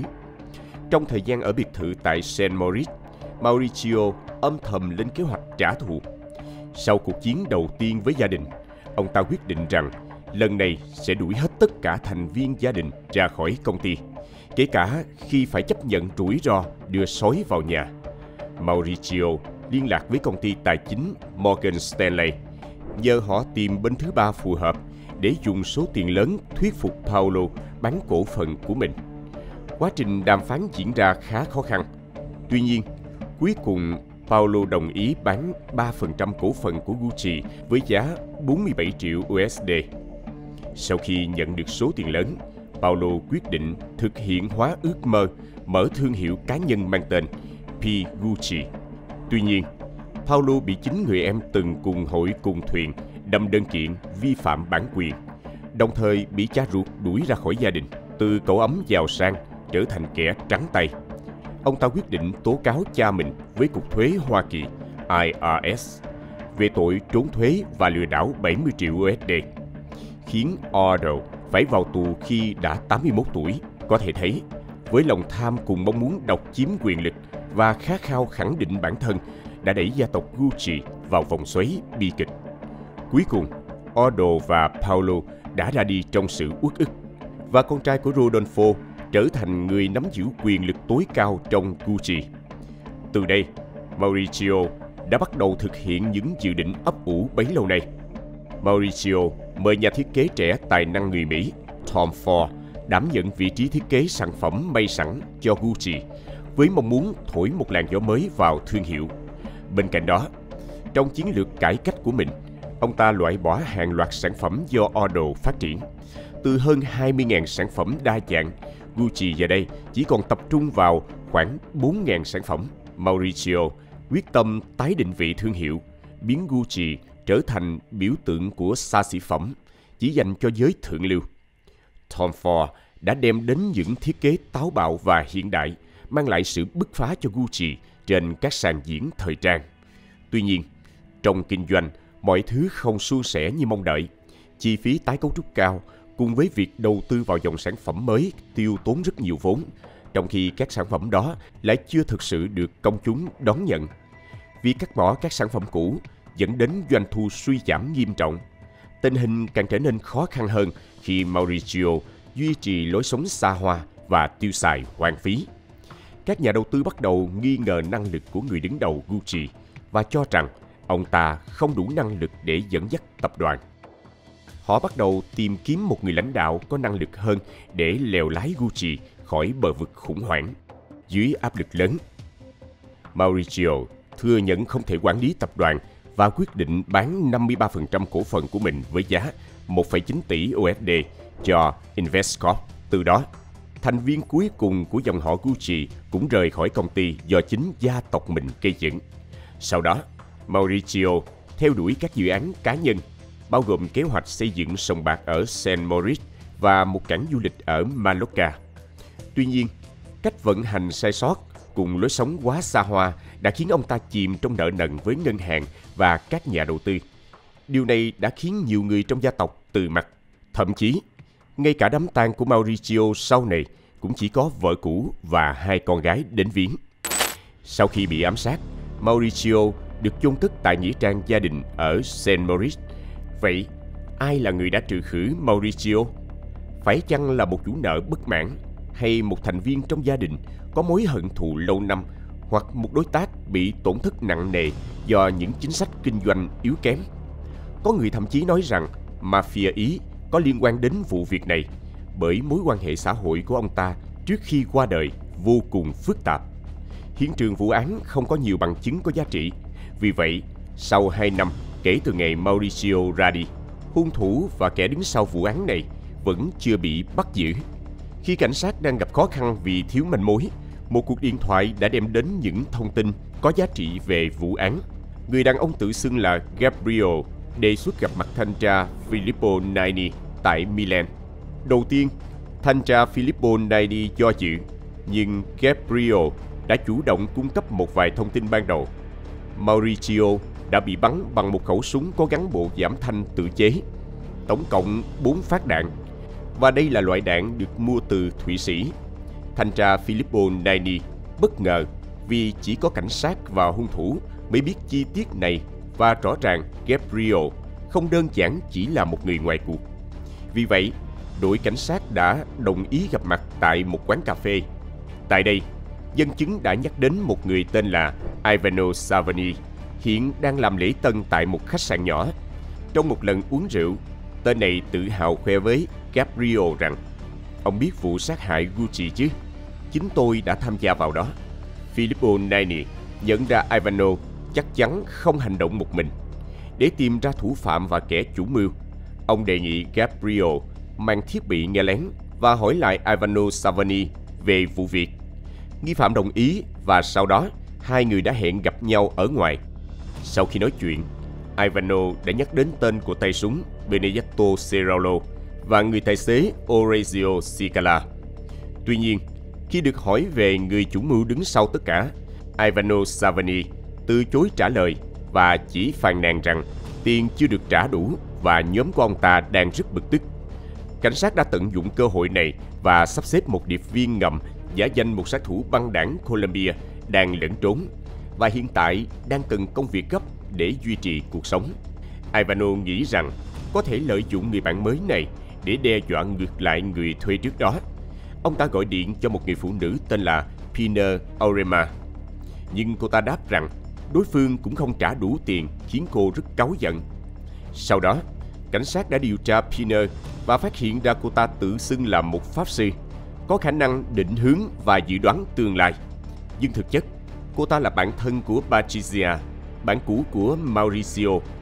Khi đó, đội điều tra đã nhận định được người chủ mưu phía sau, và khi thu thập đủ bằng chứng, cảnh sát quyết định bắt giữ Patricia Reggiani. 4 giờ sáng ngày 2 tháng 2 năm 1997, cảnh sát đến căn hộ của Patricia trên đại lộ Venus. Tuy nhiên, khi biết mình bị bắt giữ, người phụ nữ này lại tỏ ra vô cùng bình thản. Bà ta ăn mặc sang trọng, đeo đầy trang sức quý giá, bước lên xe cảnh sát như thể sắp tham dự một bữa tiệc tráng lệ, chứ không phải là một tội phạm. Patricia Reggiani sinh ngày 2 tháng 12 năm 1948 tại Vignola, một thị trấn nhỏ gần Modena, nước Ý. Tuổi thơ của Patricia vô cùng khó khăn, không chỉ về tài chính mà còn phải đối mặt với ánh mắt chỉ trích của những người xung quanh, vì người sinh ra Patricia là một bà mẹ đơn thân. Xã hội lúc bấy giờ không có cái nhìn cởi mở với những trường hợp này. Mọi thứ thay đổi khi Patricia 12 tuổi, mẹ tái hôn với một doanh nhân giàu có. Có lẽ vì tuổi thơ cơ cực khiến Patricia cực kỳ khao khát tiền bạc và địa vị. Sau khi trở thành người giàu có, bà thường xuyên tham gia các buổi tiệc xa hoa và trở thành gương mặt đại diện trong giới thượng lưu ở Milan. Năm 22 tuổi, Patricia gặp Mauricio. Ban đầu, Patricia không chú ý đến người đàn ông này vì thấy chiếc xe ông lái quá tầm thường và nhầm tưởng đây là một chàng trai nghèo. Nhưng khi nghe đến gia tộc Gucci, lòng tham đã thay đổi suy nghĩ của tiểu thư mới nổi này. Bà ta biết rằng cơ hội để gia nhập giới thượng lưu cuối cùng đã đến. Trái lại, Mauricio đã chú ý đến Patricia ngay từ cái nhìn đầu tiên và bắt đầu theo đuổi một cách mãnh liệt. Tình yêu của họ nhanh chóng nảy nở. Tuy nhiên, khi Mauricio đưa Patricia về giới thiệu với gia đình, ông Rodolfo đã kịch liệt phản đối. Rodolfo đã thấy rõ tham vọng trong ánh mắt người bạn gái của con trai, nghi ngờ cô gái trẻ này muốn gia nhập gia đình Gucci vì tiền tài và danh vọng. Đối với ông, Patricia không phải là người phụ nữ phù hợp với gia đình mình, nhưng Mauricio đã bất chấp tất cả để cưới người mình yêu. Điều này dẫn đến một cuộc tranh cãi gay gắt giữa hai cha con, đến mức Mauricio rời khỏi căn biệt thự và chấm dứt liên lạc với cha. Sau đó, hai người kết hôn vào năm 1972. Bữa tiệc được tổ chức vô cùng hoành tráng, nhưng gia tộc Gucci dường như không mặn mà lắm và có rất ít người tham gia. Sau đám cưới, Patricia sống vô cùng xa hoa với những bộ trang phục đắt tiền, những món trang sức lấp lánh, những chuyến du lịch bằng chuyên cơ riêng và kỳ nghỉ trên du thuyền sang trọng. Khi con gái đầu lòng của đôi vợ chồng ra đời, Rodolfo dần hạ bớt định kiến và cho phép Patricia tham gia các bữa tiệc trong gia đình Gucci. Tuy nhiên, từ khi nhận được số tài sản thừa kế từ cha đã khiến Mauricio dần thay đổi. Ông ta trở nên lạnh lùng và sẵn sàng dùng những biện pháp tàn nhẫn để đạt được mục tiêu. Trong thời gian Mauricio buộc phải trốn sang Saint Maurice vì những vụ tố cáo về tài chính, hôn nhân giữa ông và Patricia cũng tan vỡ. Năm 1985, Mauricio nói rằng mình đi công tác ở Florence và nhờ người đại diện đến đưa đơn ly hôn và đề nghị bồi thường cho vợ cũ 1,47 triệu USD và chi trả toàn bộ tiền nuôi con. Patricia vô cùng giận dữ và nghi ngờ rằng Mauricio có người phụ nữ khác. Và sự thật đúng là như vậy. Cô bồ của người thừa kế Gucci là Paula Franci. Patricia không thể chấp nhận được điều này. Bà chủ Gucci cho rằng số tiền mà Mauricio và Paula tiêu xài lẽ ra phải thuộc về mình và hai cô con gái. Sau khi ly hôn, người phụ nữ tham lam này luôn chia sẻ về ý định trừ khử chồng cũ với tất cả mọi người và nói rằng mình đang tìm kiếm một tay sát thủ chuyên nghiệp để thực hiện điều đó. Khi cảnh sát hỏi lý do Patricia không tự thực hiện thì bà ta thản nhiên đáp rằng thị lực của mình kém và sợ sẽ bắn trượt. Chỉ 2 giờ sau khi Mauricio qua đời, kẻ chủ mưu nhanh chóng đến căn hộ ở đường Venus, nơi Mauricio và Paula đang sống cùng nhau, và đuổi cô bồ nhí ra khỏi nhà.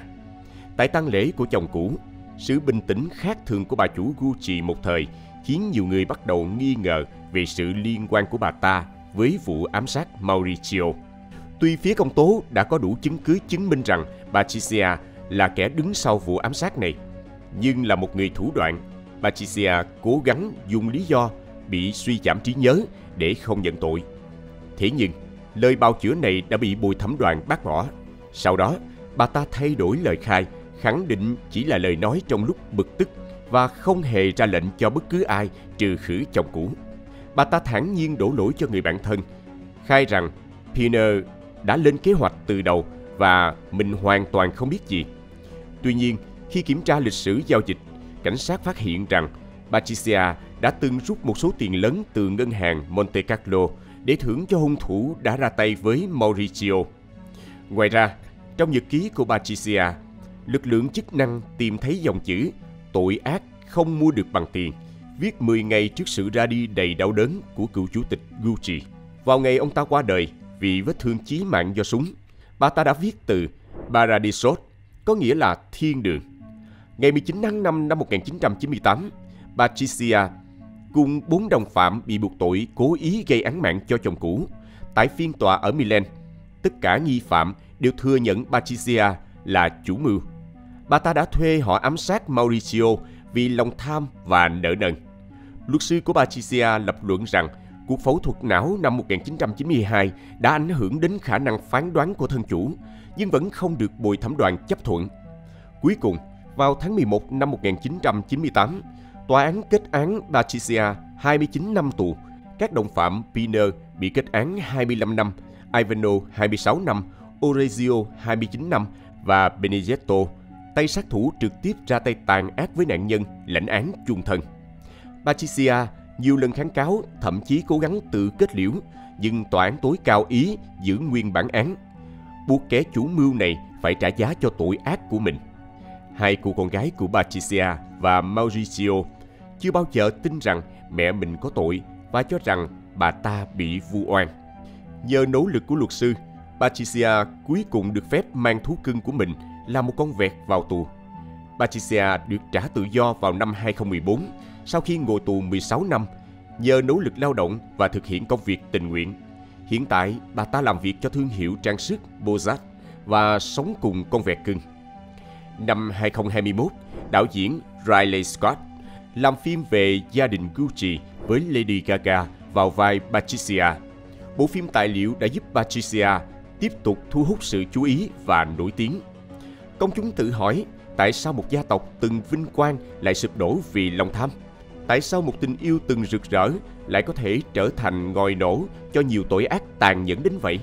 Hay tất cả đơn giản chỉ là một cái giá mà đế chế Gucci không thể tránh khỏi? 4. Từ thiên tài đến sát nhân, Trần Dung kẻ ám sát CEO bảo hiểm chấn động Mỹ. Sáng ngày 4 tháng 12 năm 2024, một tiếng súng vang lên giữa lòng Manhattan, New York, cắt ngang nhịp sống sôi động của thành phố. Nạn nhân không ai khác chính là Brian Thompson, CEO của tập đoàn bảo hiểm y tế khổng lồ United Healthcare. Vụ ám sát của ông đã phơi bày những góc khuất đen tối của một hệ thống vốn đã đầy rẫy những bất công. Ngay sau đó, truyền thông đã đưa tin gây chấn động khi nghi phạm được xác định là một cựu sinh viên của Đại học Pennsylvania, một trong những trường đại học danh giá nhất nước Mỹ. Anh ta không chỉ sở hữu một vẻ ngoài điển trai mà còn có thành tích học tập xuất sắc. Xuất thân từ một gia đình giàu có, được giáo dục bài bản từ nhỏ, anh ta từng là hình mẫu lý tưởng của nhiều người. Thế nhưng, người thanh niên này là thủ phạm của một vụ án mạng nghiêm trọng. Sự đối lập giữa hình ảnh bên ngoài và hành vi bị cáo buộc đã khiến dư luận không khỏi bàng hoàng và đặt ra nhiều câu hỏi. Liệu đây chỉ là một vụ ám sát đơn thuần, hay đằng sau đó còn ẩn chứa những âm mưu sâu xa hơn? Các bạn, vụ nổ súng xảy ra tại trung tâm của thành phố New York vào ngày 4 tháng 12 năm 2024, cướp đi mạng sống của CEO Brian Thompson một cách tàn khốc đã làm rung chuyển nước Mỹ. Sự việc này không chỉ là một tội ác nghiêm trọng mà còn là hồi chuông cảnh tỉnh về những bất ổn trong ngành bảo hiểm y tế Mỹ và sự bất mãn của người dân. Cuối năm là khoảng thời gian cao điểm với lịch trình dày đặc, các cuộc họp và sự kiện quan trọng khiến Thompson luôn tất bật. Điểm nhấn trong lịch trình bận rộn của ông là hội nghị thường niên dành cho nhà đầu tư của United Health. Để thuận tiện, ông đã chọn lưu trú tại khách sạn Marriott gần đó. Trong tiết trời se lạnh của buổi sáng, Thompson nhanh chóng rời khỏi khách sạn, khuôn mặt lộ rõ vẻ mệt mỏi, nhưng vẫn giữ được sự chuyên nghiệp khi tiến về phía hội trường. Đúng 6 giờ 44 phút, khi ông đến gần cửa chính khách sạn Hilton, nơi diễn ra hội nghị, những tiếng súng vang lên bất ngờ, cắt ngang bầu không khí yên tĩnh của một ngày mới. Thompson ngã xuống và nằm bất động, trong khi kẻ thủ ác nhanh chóng hòa mình vào dòng người đang tất bật qua lại. Một vụ án kinh hoàng đã xảy ra ngay giữa trung tâm Manhattan, một trong những nơi nhộn nhịp và sầm uất nhất thế giới. Chỉ vài giờ sau, cách đó vài dãy phố, không khí lễ hội vẫn bao trùm khi hàng ngàn du khách háo hức chờ đón lễ thắp sáng cây thông Noel ở Rockefeller. Vào lúc 6 giờ 46 phút, tổng đài 911 nhận được một cuộc gọi khẩn cấp. Mặc dù các nhân viên y tế đã có mặt tại hiện trường chỉ trong vài phút và tiến hành hồi sức tích cực, nhưng mọi nỗ lực đều vô vọng. Ông Thompson đã trút hơi thở cuối cùng tại bệnh viện Mount Sinai West lúc 7 giờ 12 phút sáng. Sự ra đi bất ngờ của ông đã để lại nỗi đau sâu sắc cho gia đình và gây chấn động toàn thành phố New York. Hành vi táo tợn và lạnh lùng của kẻ sát nhân đã làm rúng động dư luận, biến một ngày lễ hội thành một ngày tang thương. Dù gặp phải nhiều khó khăn, cảnh sát New York vẫn không ngừng nỗ lực để truy tìm hung thủ. Họ đã tiến hành một cuộc truy quét quy mô lớn đối với các camera giám sát gần hiện trường vụ án, với hy vọng tìm ra dấu vết của hung thủ hoặc bất kỳ manh mối nào còn sót lại. Sau nhiều giờ điều tra kỹ lưỡng, cuối cùng cảnh sát cũng đã thu thập được những bằng chứng quan trọng. Qua việc phân tích chi tiết các đoạn video giám sát, các điều tra viên đã phác họa lại chân dung của hung thủ một cách tỉ mỉ. Đó là một người đàn ông da trắng, cao khoảng 1m85 với dáng đi nhanh nhẹn, tự tin. Hắn ta được phát hiện đang mặc một chiếc áo khoác có mũ màu nâu nhạt hoặc be, quần dài đen, đeo một chiếc khẩu trang đen kín mít, đeo một chiếc ba lô màu xám và mang đôi giày thể thao đen trắng. Các nhân chứng cho biết Người đàn ông này đã lang thang trên đại lộ số 6, gần khách sạn Hilton từ rất sớm. Lúc 6 giờ 15 phút sáng, một người mặc trang phục và đeo ba lô giống hung thủ được camera ghi lại khi rời khỏi ga tàu điện ngầm F tại đường 57. Sau đó, hắn ta đã mua nước cùng một thanh năng lượng tại quán Starbucks gần đó và có vẻ như đang quan sát khu vực xung quanh. Lúc 6 giờ 39 phút, hắn đứng gần cửa khách sạn Hilton, kiên nhẫn chờ Brian Thompson xuất hiện. Đến 6 giờ 44 phút, hắn đã ra tay sát hại nạn nhân một cách tàn nhẫn. Sau khi gây án, hung thủ nhanh chóng rời khỏi hiện trường qua con hẻm Zekfield nằm giữa đường 54 và 55. Sau đó xuất hiện tại đường 55 rồi chạy ra đại lộ số 6. Không chút chần chừ, hắn nhảy lên một chiếc xe đạp của CD Bike và đạp thật nhanh về hướng Bắc, tiến vào công viên trung tâm và biến mất không dấu vết vào lúc 6 giờ 48 phút. Hành động dứt khoát và nhanh chóng của hắn cho thấy hung thủ đã lên kế hoạch tỉ mỉ và luyện tập kỹ lưỡng cho cuộc trốn chạy này. Công viên trung tâm với diện tích rộng lớn và hệ thống đường đi chằng chịt là địa điểm lý tưởng để hắn ta ẩn náu và thoát khỏi sự truy đuổi của cảnh sát. Tận dụng lợi thế địa hình phức tạp và sự thiếu hụt camera giám sát ở một số khu vực, hung thủ đã dễ dàng lẫn trốn vào những con đường nhỏ hẹp và khu rừng rậm rạp.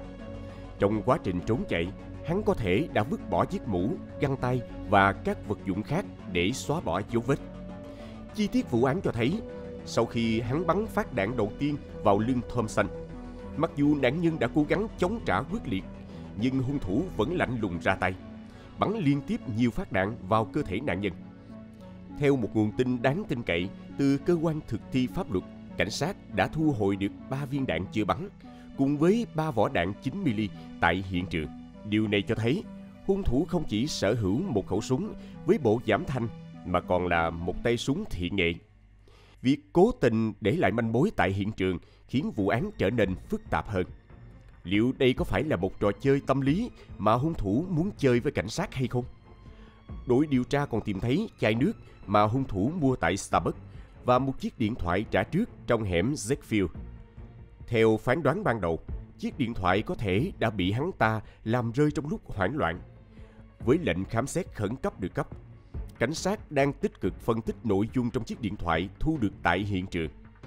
Các mẫu DNA và dấu vân tay thu thập được từ vỏ đạn, điện thoại và chai nước nhanh chóng được đưa đi xét nghiệm tại phòng thí nghiệm.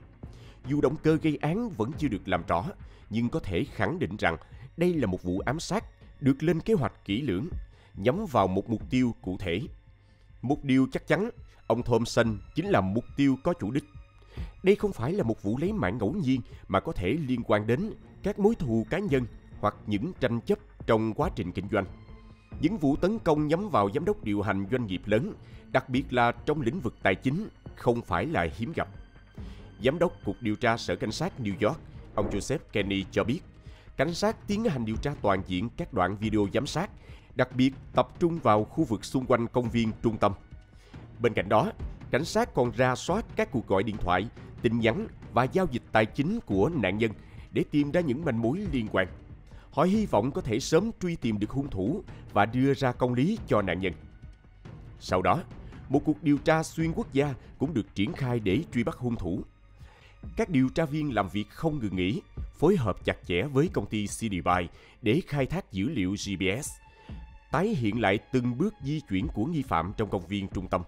Đồng thời, các chuyên gia mạng cũng sàng lọc kỹ lưỡng các tài khoản mạng xã hội của nạn nhân, nhằm tìm ra những manh mối liên hệ bất thường.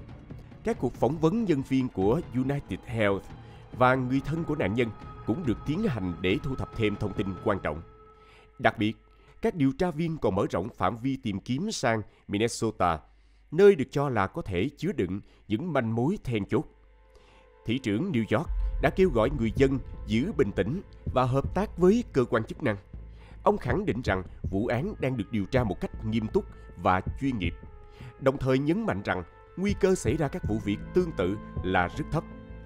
Để hiểu rõ hơn về vụ án thương tâm cướp đi sinh mạng của Brian Thompson, chúng ta hãy cùng nhìn lại hành trình sự nghiệp đầy ấn tượng của ông.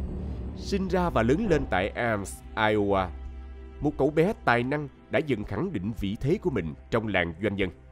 Tốt nghiệp xuất sắc trường trung học Nam Hamilton năm 1993, Brian Thompson đã mở ra một chương mới đầy hứa hẹn tại Đại học Iowa.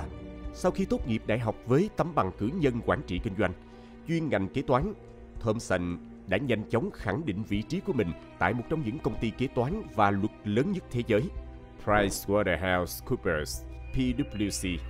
Năm 2004, ông gia nhập tập đoàn United Health, có trụ sở tại Minnetonka, bang Minnesota, đảm nhiệm vị trí giám đốc phát triển của công ty. Với hơn 100.000 nhân viên toàn cầu, United Health Group là một trong những tập đoàn chăm sóc sức khỏe lớn nhất thế giới. Trong suốt 20 năm làm việc tại United Health, Thompson không chỉ liên tục thăng tiến mà còn đóng góp tích cực vào sự phát triển của công ty. Với năng lực xuất sắc và tầm nhìn chiến lược, ông đã đảm nhiệm nhiều vị trí lãnh đạo quan trọng và đạt được những thành tựu đáng kể. Tiếp đó, năm 2008, chỉ sau 4 năm gia nhập công ty, ông được bổ nhiệm làm giám đốc tài chính cho bộ phận dịch vụ, người sử dụng lao động và cá nhân, chịu trách nhiệm quản lý và phát triển các hoạt động tài chính của bộ phận. Từ năm 2010 đến năm 2017, Thompson tiếp tục đảm nhận vai trò quan trọng khi đồng thời quản lý cả bộ phận dịch vụ người sử dụng lao động, cá nhân và bảo hiểm y tế và hưu trí. Tháng 4 năm 2017, ông được bổ nhiệm làm giám đốc điều hành của bộ phận bảo hiểm y tế và hưu trí, trực tiếp lãnh đạo và điều hành hoạt động của một trong những bộ phận cốt lõi của United Health. Sau đó, từ tháng 7 năm 2017 đến tháng 4 năm 2021, ông chuyển sang vị trí giám đốc điều hành các dự án chính phủ, đóng góp vào việc mở rộng thị trường và phát triển các sản phẩm dịch vụ mới. Đỉnh cao trong sự nghiệp của Thompson là vào tháng 4 năm 2021, khi ông chính thức được bổ nhiệm làm giám đốc điều hành CEO của United Healthcare, chịu trách nhiệm lãnh đạo toàn bộ hoạt động của một trong những công ty bảo hiểm y tế lớn nhất thế giới. Với năng lực quản lý xuất sắc, Thompson đã mang về cho mình một mức thu nhập đáng kể. Theo dữ liệu năm 2023, tổng thu nhập của ông đạt 10,2 triệu USD. Điều này khẳng định vị thế của ông là một trong những nhà lãnh đạo hàng đầu trong ngành bảo hiểm y tế của Mỹ. Dưới sự lãnh đạo của ông, United Healthcare không chỉ là một trong những công ty bảo hiểm y tế lớn nhất nước Mỹ, mà còn là một trong những tập đoàn có lợi nhuận cao nhất. Năm 2023, công ty đã cung cấp bảo hiểm y tế cho 49 triệu người dân Mỹ, đạt doanh thu kỷ lục 281 tỷ USD và lợi nhuận ròng tăng trưởng ấn tượng từ 12 tỷ USD năm 2021 lên 16 tỷ USD năm 2023. Những con số ấn tượng này cho thấy sự đóng góp to lớn của Thompson trong việc đưa United Healthcare lên một tầm cao mới.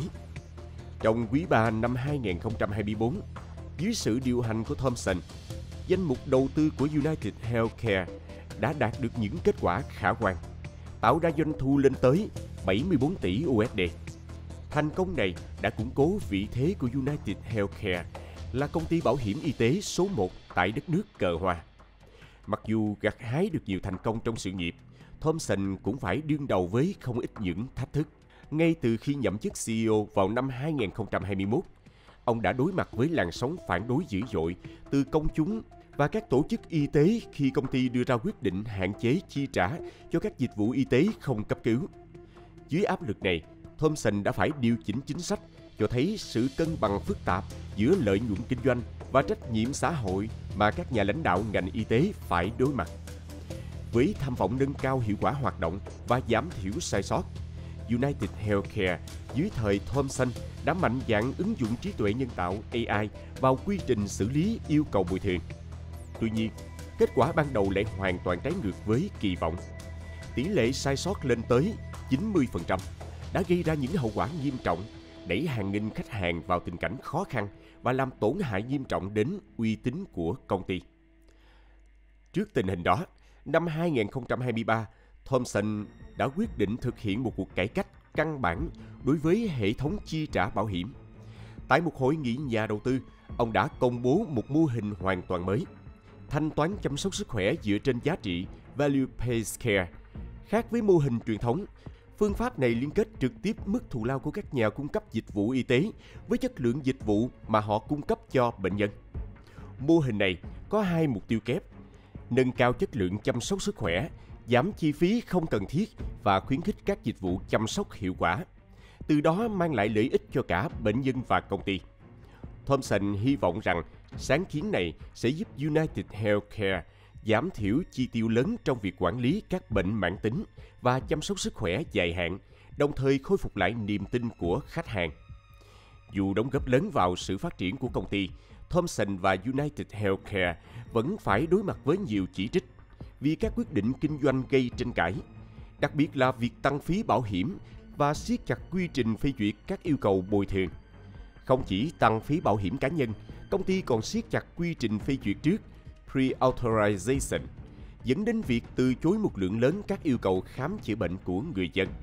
Cụ thể, bệnh nhân thường xuyên bị từ chối các xét nghiệm cần thiết, các phương pháp điều trị hiệu quả, khiến họ phải đối mặt với rủi ro sức khỏe cao hơn và gánh nặng tài chính lớn.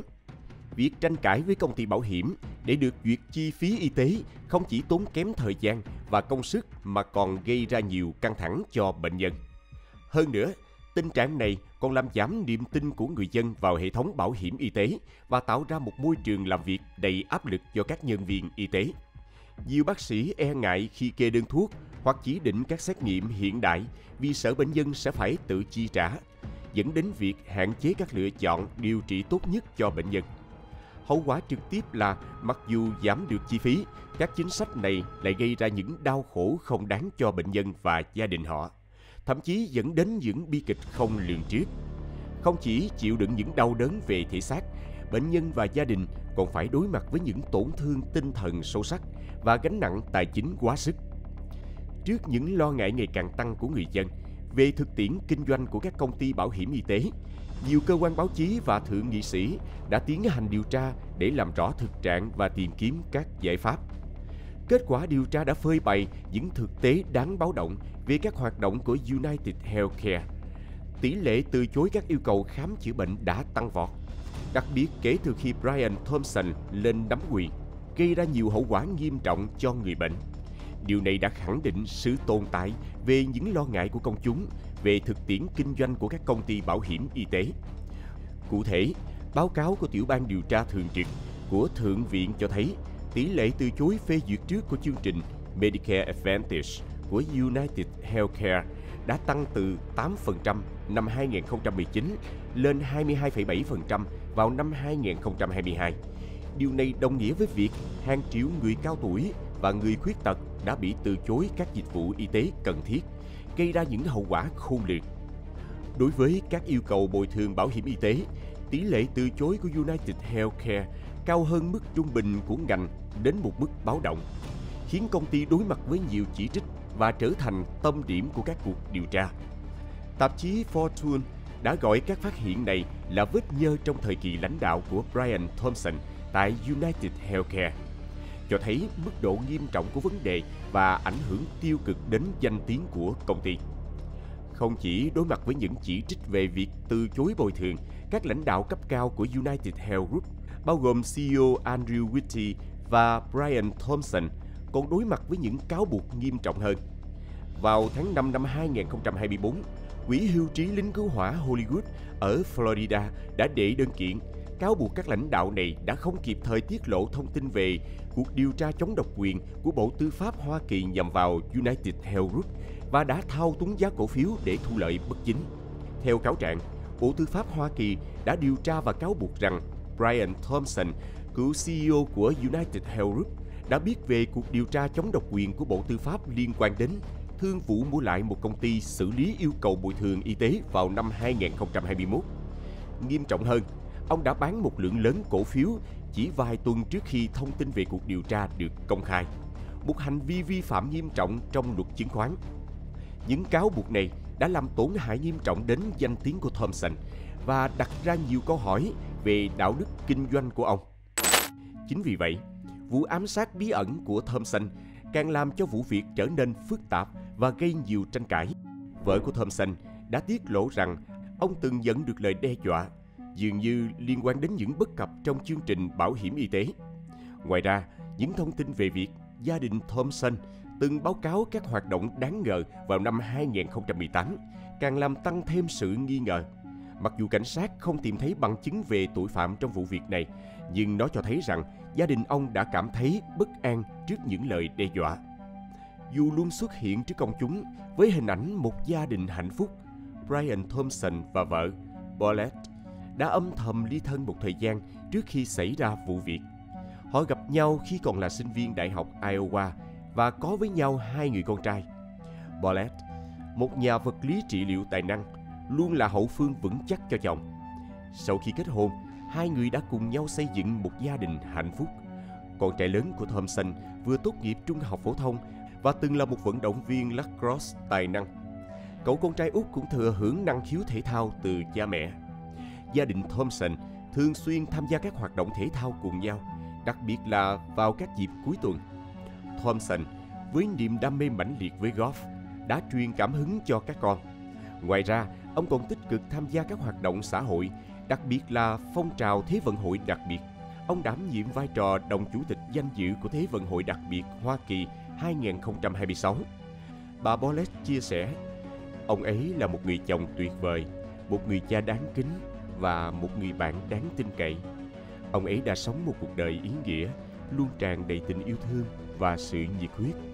Các đồng nghiệp cũ nhớ lại hình ảnh một người đàn ông luôn sẵn sàng lắng nghe, đưa ra những lời khuyên hữu ích và truyền cảm hứng cho mọi người xung quanh. Họ miêu tả ông là một người thông minh, dễ gần và sâu sắc trong việc thấu hiểu những phức tạp của hệ thống chăm sóc sức khỏe. Khi nhận tin chồng qua đời, cả gia đình Thompson phải trải qua những ngày tháng đau khổ nhất. Các con trai của họ rất yêu thương cha mình và không thể chấp nhận sự ra đi đột ngột này. Gia đình Thompson đã mất đi trụ cột quan trọng. Hình ảnh một người đàn ông quyền lực, thành đạt trong giới kinh doanh, giờ đây đã nhường chỗ cho hình ảnh một người cha, người chồng hết lòng yêu thương gia đình. Vụ việc này đã gây chấn động trong cuộc họp các nhà đầu tư của United Health Group. Nhiều người tham dự không kìm được nước mắt vì xúc động. Một nhà đầu tư từng dùng bữa tối với Thompson cho biết, ông ấy là một người chính trực, một người tốt.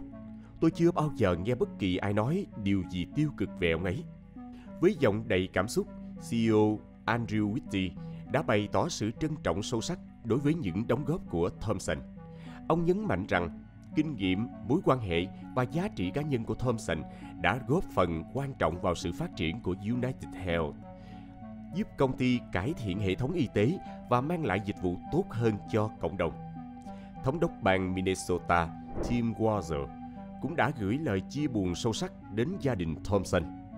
Trong một tuyên bố, ông cho biết đây là một mất mát lớn đối với cộng đồng doanh nghiệp và y tế của Minnesota. Chúng ta đã mất đi một người bạn, một nhà lãnh đạo tài năng và một tấm gương sáng. Thompson đã cống hiến cả cuộc đời mình cho việc cải thiện hệ thống chăm sóc sức khỏe và để lại một di sản đáng tự hào. Dưới sức ép của dư luận và tính nghiêm trọng của vụ án, Sở Cảnh sát New York đã huy động toàn lực để truy bắt hung thủ. Hình ảnh của nghi phạm nhanh chóng được phát tán rộng rãi, kèm theo đó là một khoản tiền thưởng hậu hĩnh nhằm kêu gọi sự giúp đỡ của cộng đồng. Hàng nghìn người dân đã tích cực cung cấp thông tin, biến cuộc truy bắt trở thành một chiến dịch quy mô lớn chưa từng có. Từ hàng trăm giờ ghi hình của các camera giám sát, các nhà điều tra đã dựng lại một bức tranh chi tiết về hành trình của hung thủ sau khi gây án. Hắn đã nhanh chóng rời khỏi hiện trường và di chuyển đến công viên trung tâm để phi tang một số vật chứng, trước khi bắt một chiếc taxi trên đường 86 và đường Amsterdam để tẩu thoát vào dòng người đông đúc lúc 7 giờ 4 phút sáng. Với hệ thống giao thông công cộng phát triển, Washington Heights trở thành một địa điểm lý tưởng để hung thủ dễ dàng hòa mình vào dòng người qua lại và tẩu thoát đến các thành phố lân cận như New Jersey, Philadelphia, Boston hoặc Washington DC. Dù đã triển khai nhiều biện pháp, việc truy bắt hung thủ vẫn gặp phải nhiều khó khăn. Hình ảnh được camera giám sát góc rộng ghi lại một cách rõ nét, cho thấy nghi phạm đang ngồi ở hàng ghế sau của taxi. Dù đã cố gắng che giấu bằng khẩu trang xanh nhạt và mũ len nhỏ, nhưng cặp lông mày rậm và đôi mắt sắc lạnh của hắn vẫn rất dễ nhận biết. Ngay lập tức, hình ảnh này được công bố rộng rãi, thu hút sự quan tâm của đông đảo người dân. Cảnh sát New York đã hợp tác chặt chẽ với FBI để phân tích hàng ngàn giờ ghi hình từ các camera giám sát và hàng triệu dữ liệu từ các bến xe khách. Với sự hỗ trợ của các phần mềm nhận diện khuôn mặt hiện đại, cảnh sát đã nhanh chóng thu hẹp phạm vi tìm kiếm. Qua quá trình điều tra, cảnh sát đã xác định được một số thông tin quan trọng. hung thủ đã trú ngụ tại một căn hộ cho thuê ở Manhattan trước khi gây án. Hắn đã vào New York bằng xe buýt Greyhound đi theo hướng Atlanta. Tuy nhiên, do hung thủ liên tục thay đổi hình dạng và sử dụng nhiều tài liệu giả mạo nên việc truy bắt gặp rất nhiều khó khăn. Cảnh sát đã kêu gọi sự hỗ trợ của toàn thể người dân. Nếu ai phát hiện thấy người có đặc điểm giống với nghi phạm, hãy ngay lập tức liên hệ với cơ quan chức năng gần nhất. Đến New York vào ngày 24 tháng 11, nghi phạm đã dành nhiều thời gian để tìm kiếm một nơi ẩn náu an toàn và kín đáo. Sau cùng, hắn chọn một khách sạn ở phía tây thượng Manhattan, một khu vực sầm uất với lưu lượng người qua lại lớn, lý tưởng để hắn dễ dàng hòa nhập và thực hiện kế hoạch của mình. Để che giấu danh tính, hắn đã sử dụng một giấy phép lái xe giả mạo từ bang New Jersey khi nhận phòng. Nghi phạm đã lưu trú tại khách sạn này trong 9 ngày, từ ngày 24 tháng 11 đến ngày 29 tháng 11. Điều đáng chú ý là sau khi trả phòng vào ngày 29 tháng 11, hắn lại quay trở lại vào ngày 30 tháng 11. Hành động kỳ lạ này cho thấy hắn ta có thể đã quay trở lại để phi tang chứng cứ hoặc hoàn tất những khâu chuẩn bị cuối cùng cho vụ án. Trong thời gian ở khách sạn, nghi phạm đã dành nhiều thời gian để quan sát kỹ lưỡng địa hình và tình hình giao thông xung quanh khách sạn Hilton Midtown, nơi vụ án xảy ra, nhằm lên kế hoạch một cách tỉ mỉ cho hành vi phạm tội và đường lui của mình. Vào 5 giờ 30 sáng ngày 4 tháng 12, nghi phạm đã rời khỏi hostel bằng xe đạp. Hắn đã quan sát kỹ lưỡng xung quanh trước khi rời khỏi nhà trọ, đảm bảo không có ai theo dõi. Tuy nhiên, trong một lần vô tình, khi đang tán tỉnh nhân viên nữ tại quầy lễ tân, hắn đã bị thuyết phục tháo mặt nạ. Chính khoảnh khắc này đã bị camera giám sát ghi lại một cách rõ nét, trở thành bằng chứng quan trọng giúp cảnh sát truy bắt hung thủ. Đây được xem là sơ suất lớn nhất của hắn trong suốt quá trình ẩn náu.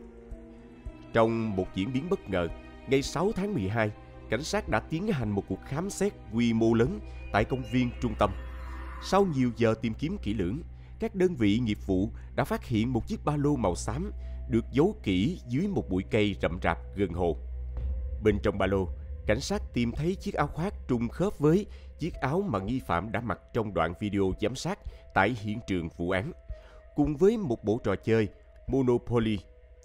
Điều đáng chú ý hơn cả là 3 vỏ đạn thu được tại hiện trường khắc 3 từ khóa đầy ám ảnh: deny, từ chối; defend, phòng vệ; và depose, hạ bệ. Những từ ngữ này thường được sử dụng trong các cuộc chiến pháp lý, gợi ý về một âm mưu sâu xa đằng sau vụ án, có thể liên quan đến những mâu thuẫn trong ngành bảo hiểm. Những phát hiện này càng củng cố niềm tin của cảnh sát rằng hành vi của nghi phạm có thể liên quan đến sự bất mãn hoặc mâu thuẫn với công ty bảo hiểm. Cuộc điều tra tiếp tục được đẩy mạnh. Việc công bố thêm hình ảnh của nghi phạm đã thu hút sự chú ý của công chúng và tăng thêm hy vọng về việc sớm bắt giữ hung thủ. Có một sự trùng khớp, những từ khóa đó gần giống với tiêu đề của một cuốn sách được xuất bản vào năm 2010 về ngành bảo hiểm. Cuốn sách Delay, Deny, Defend của giáo sư luật đã nghỉ hưu J.M. Feynman thuộc Đại học luật Rutgers được xuất bản vào năm 2010, dường như đã trở thành nguồn cảm hứng cho một hành động cực đoan xảy ra nhiều năm sau đó. Trong cuốn sách này, giáo sư J.M. Feynman đã lên án mạnh mẽ những bất công trong ngành bảo hiểm tài sản và tai nạn. Ông đã chỉ ra nhiều ví dụ cụ thể về việc các công ty bảo hiểm thường xuyên từ chối bồi thường một cách vô lý, gây ra thiệt hại lớn cho người dân. Feynman cho rằng hệ thống bảo hiểm hiện tại đã đi ngược lại mục tiêu ban đầu của nó, đó là bảo vệ tài chính cho người dân. Các chữ khắc trên vỏ đạn trùng khớp kỳ lạ với những quan điểm được trình bày trong cuốn sách của Feynman, đã khiến cảnh sát nghi ngờ một mối liên hệ sâu sắc giữa vụ án và tác phẩm này. Liệu nghi phạm có phải là một người hâm mộ cuồng nhiệt của Feynman đến mức lấy chính những ý tưởng trong cuốn sách làm động cơ cho hành vi phạm tội của mình? Nếu đúng là như vậy, việc cố tình để lại những manh mối rõ ràng đó chẳng khác nào tự đào huyệt chôn mình. Bước ngoặt đến vào ngày 9 tháng 12 năm 2024, một nguồn tin nóng hổi đã đưa cảnh sát Pennsylvania đến thị trấn Altoona, cách New York khoảng 280 dặm. Nghi phạm, mục tiêu truy bắt hàng đầu, đã bị phát hiện khi xuất hiện tại đây. Ngay lập tức, một đội phản ứng nhanh đã được điều động đến hiện trường và cuộc truy bắt khẩn cấp bắt đầu. Giữa không khí ồn ào của quán McDonald, nghi phạm cố gắng che giấu bản thân trong đám đông. Dù đã ngụy trang kỹ lưỡng với khẩu trang và mũ len, ánh mắt lo lắng của hắn không thể qua mắt một vị khách tin tưởng. Họ nhận ra những nét tương đồng đáng ngờ với hình ảnh trên bản tin truy nã. Vị khách này đã quyết định báo cảnh sát, bất chấp sự hoài nghi của những người xung quanh. Động thái dũng cảm của vị khách đã góp phần mang đến một bước ngoặt lớn cho cuộc truy bắt kéo dài nhiều ngày. Vào khoảng 9 giờ 15 sáng, hai cảnh sát từ Altoona, trong đó có một cảnh sát mới vào nghề chưa đầy 6 tháng, đã có mặt tại hiện trường. Khi nhìn thấy nghi phạm đang ngồi một mình tại bàn ăn, chiếc ba lô được đặt dưới chân, họ đã tiến hành đến và yêu cầu hắn tháo khẩu trang. Ngay khi nhìn thấy khuôn mặt của nghi phạm, họ xác nhận rằng đây chính là kẻ bị truy nã trong vụ ám sát CEO của United Health Group. Câu hỏi tưởng chừng đơn giản, anh có từng đến New York không? Đã khiến nghi phạm lộ rõ vẻ hoảng hốt. Cơ thể hắn rung lên bần bật, lời nói lắp bắp, không thể đối diện với ánh mắt sắc bén của cảnh sát. Cảm nhận được sự bất an của nghi phạm, cảnh sát yêu cầu hắn xuất trình giấy tờ tùy thân. Giấy phép lái xe giả từ New Jersey mà hắn đưa ra nhanh chóng bị phanh phui dưới ánh đèn soi rọi của hệ thống cơ sở dữ liệu. Trước bằng chứng không thể chối cãi, nghi phạm buộc phải thừa nhận đã sử dụng giấy tờ giả và khai báo danh tính thật của mình. Ngay lập tức, hắn bị còng tay và không thể chống cự. Khi tiến hành khám xét chiếc ba lô mà nghi phạm mang theo, cảnh sát phát hiện một số vũ khí và tài sản đáng ngờ. Bên trong, họ tìm thấy 4 giấy tờ tùy thân giả khác nhau, 8.000 USD tiền mặt, cùng 2.000 USD ngoại tệ. Một số đồ dùng khả nghi như mặt nạ và áo khoác có thể đã được sử dụng trong vụ án. Đặc biệt, cảnh sát còn phát hiện một khẩu súng tự chế vô cùng tinh vi. Khẩu súng tự chế bằng công nghệ in 3D được trang bị đầy đủ với ống giảm thanh và một băng đạn 9mm, cho thấy người sở hữu nó sẵn sàng khai hỏa bất cứ lúc nào. Điều đáng báo động là khẩu súng hoàn toàn không có số series, biến nó thành một vũ khí ma khó lòng truy dấu. Sự tinh vi trong chế tạo và tính nguy hiểm tiềm ẩn của loại vũ khí này đặt ra cho phía cảnh sát những thách thức lớn cho công tác đảm bảo an ninh và trật tự xã hội. Sau đó, ngày 11 tháng 12 năm 2024, cảnh sát New York đã công bố một phát hiện quan trọng. Các vân tay thu được tại hiện trường vụ án đã được xác định trùng khớp hoàn toàn với vân tay của nghi phạm. Không chỉ vậy, các vỏ đạn thu thập được cũng khớp một cách chính xác với loại đạn sử dụng trong khẩu súng tự chế mà hắn mang theo. Đặc biệt, ống giảm thanh được tìm thấy cùng với khẩu súng là một bằng chứng không thể chối cãi, bởi việc sở hữu và sử dụng loại phụ kiện này tại Mỹ bị pháp luật nghiêm cấm và yêu cầu người mua phải trải qua quá trình kiểm tra lý lịch vô cùng chặt chẽ. Đặc biệt, trong quá trình khám xét, cảnh sát còn tìm thấy một bức thư tuyệt mệnh dài 3 trang, được viết tay bởi chính nghi phạm. Trong bức thư này, hắn đã bày tỏ sự phẫn nộ sâu sắc đối với các tập đoàn lớn, đặc biệt là các công ty bảo hiểm y tế, và cho rằng hành động của mình là một sự trả thù chính đáng. Tuy nhiên, đằng sau lớp vỏ bọc của một kẻ bị xã hội đối xử bất công, liệu còn ẩn chứa những bí mật nào khác? Mặc dù vụ bắt giữ hung thủ đã diễn ra thành công, nhưng vẫn còn một số câu hỏi chưa được giải đáp. Tại sao nghi phạm không thủ tiêu vũ khí và các bằng chứng liên quan sau khi gây án?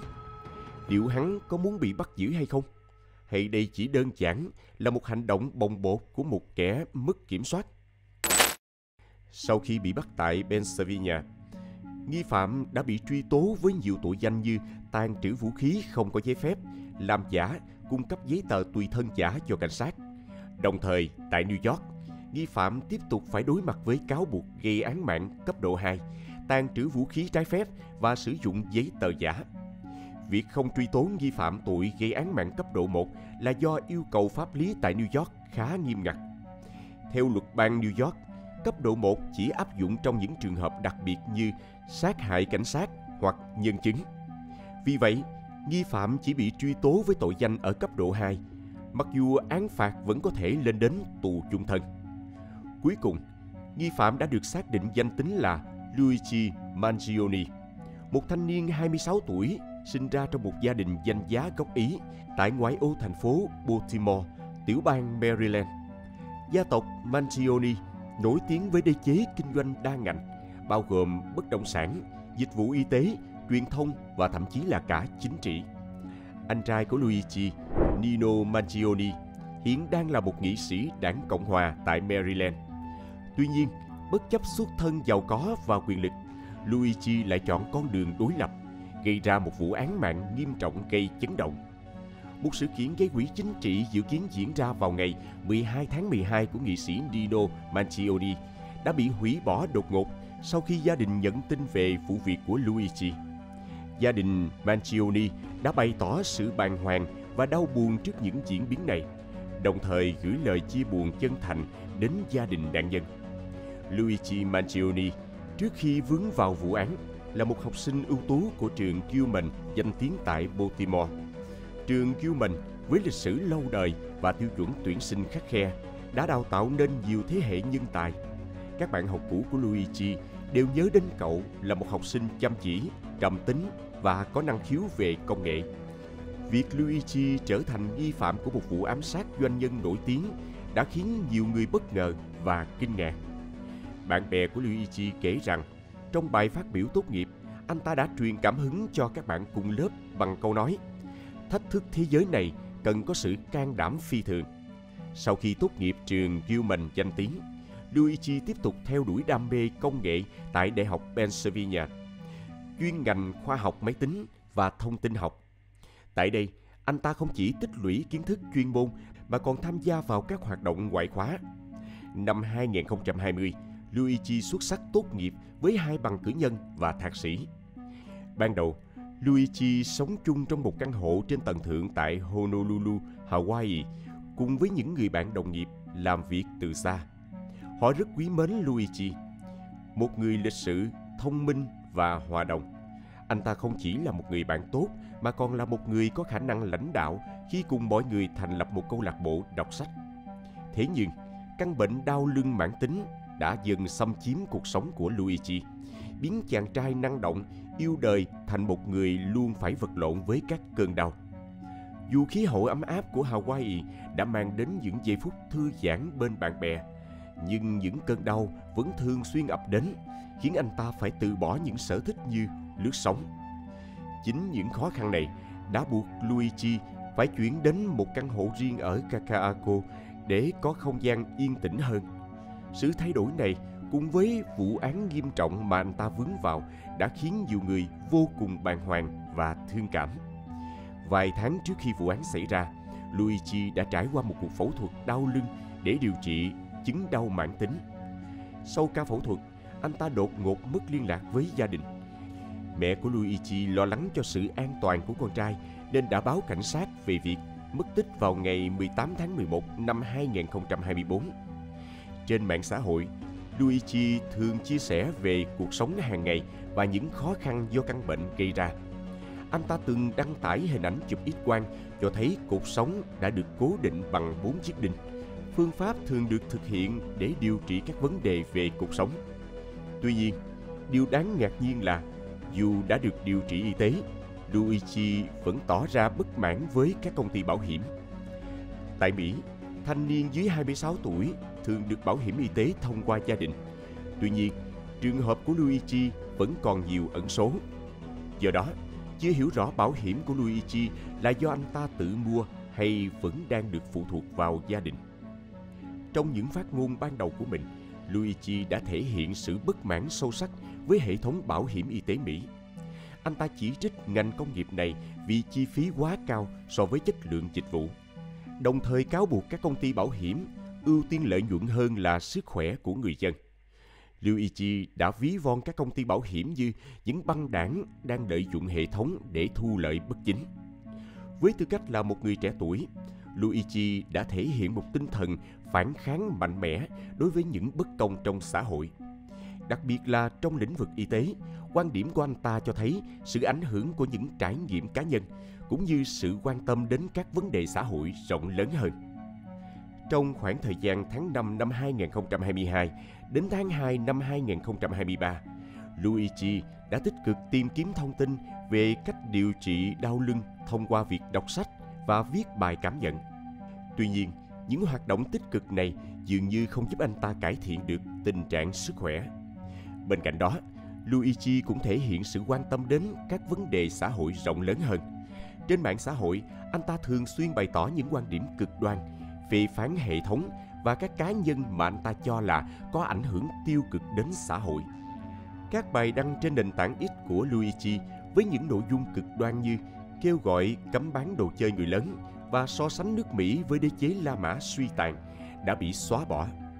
Sự đồng cảm của anh ta với những tư tưởng cực đoan khác, điển hình là Ted Kaczynski, càng củng cố nghi ngờ về một tâm lý bất ổn. Đáng chú ý là một video vi phạm tiêu chuẩn cộng đồng của anh ta đã bị YouTube gỡ bỏ, với nội dung chưa được tiết lộ, càng làm tăng thêm sự tò mò về những ý tưởng nguy hiểm mà anh ta ấp ủ. Hiện tại, động cơ chính xác của vụ án vẫn chưa được làm rõ hoàn toàn. Tuy nhiên, các nhà điều tra đang tập trung vào mối quan hệ giữa tình trạng sức khỏe của Luigi, đặc biệt là việc anh ta từng nhập viện vào tháng 7 năm 2023 và những quan điểm cực đoan mà anh ta thể hiện trên mạng xã hội.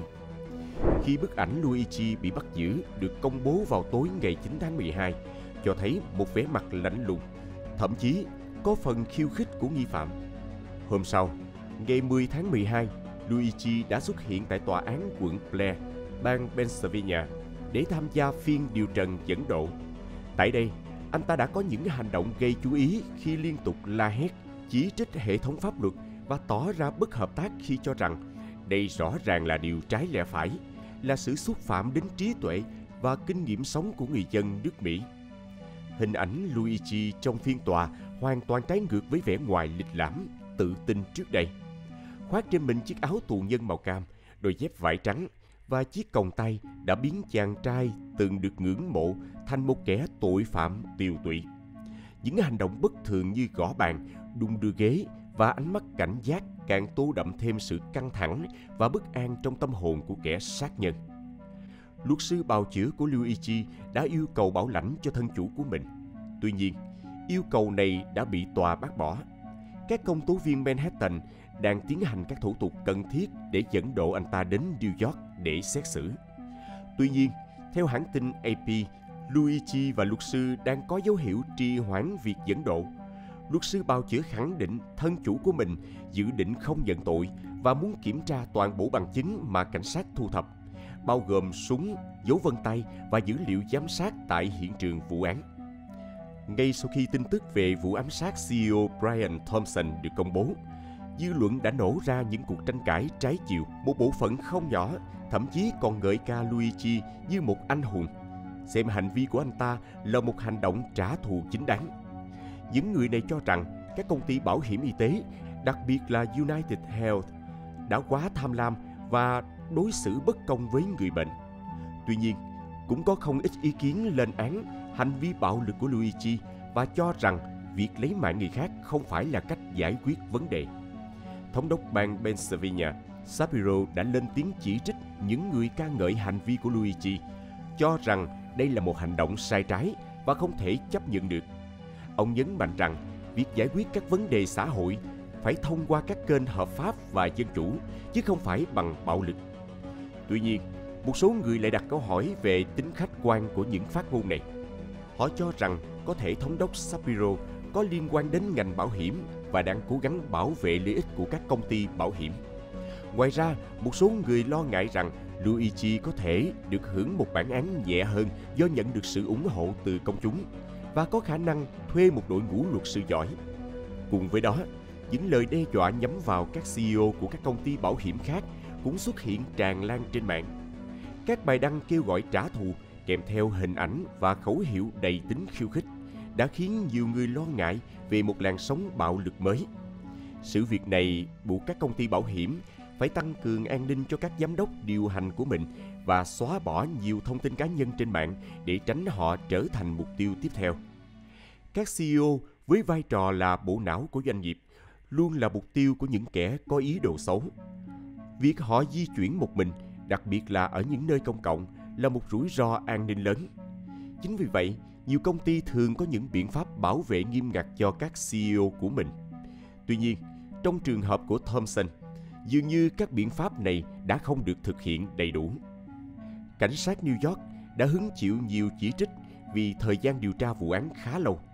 Nhiều người cho rằng lực lượng cảnh sát đã không làm hết mình để bắt giữ nghi phạm. Ngoài ra, vụ án này cũng đặt ra câu hỏi về việc sử dụng khẩu trang ở nơi công cộng, khi một số người cho rằng việc cấm đeo khẩu trang có thể giúp ngăn chặn các hành vi phạm tội. Các bạn có suy nghĩ gì về hệ thống bảo hiểm y tế của Mỹ và hành động của Luigi Mangione? Liệu Luigi là một người anh hùng vì đã dám đứng lên chống lại sự bất công của hệ thống, hay là một sát nhân gây ra hành động sai trái và không thể chấp nhận được? 5. Vụ án đại gia U80 qua lại 4.000 mỹ nữ, nhận kết đắng sau 3 tháng cưới vợ trẻ. Xin chào các bạn. Câu chuyện hôm nay xoay quanh một cặp vợ chồng người Nhật, một cặp vợ chồng thật sự. Tuy nhiên, họ lại có sự chênh lệch tuổi tác đến 55 tuổi. Và câu chuyện của họ không chỉ là về tình yêu, mà còn là một cái kết đầy bất ngờ. Chỉ sau chưa đầy 3 tháng kết hôn, người chồng đã đột ngột qua đời. Vậy rốt cuộc, chuyện gì đã xảy ra? Nhân vật chính trong câu chuyện hôm nay là Kosuke Nozaki.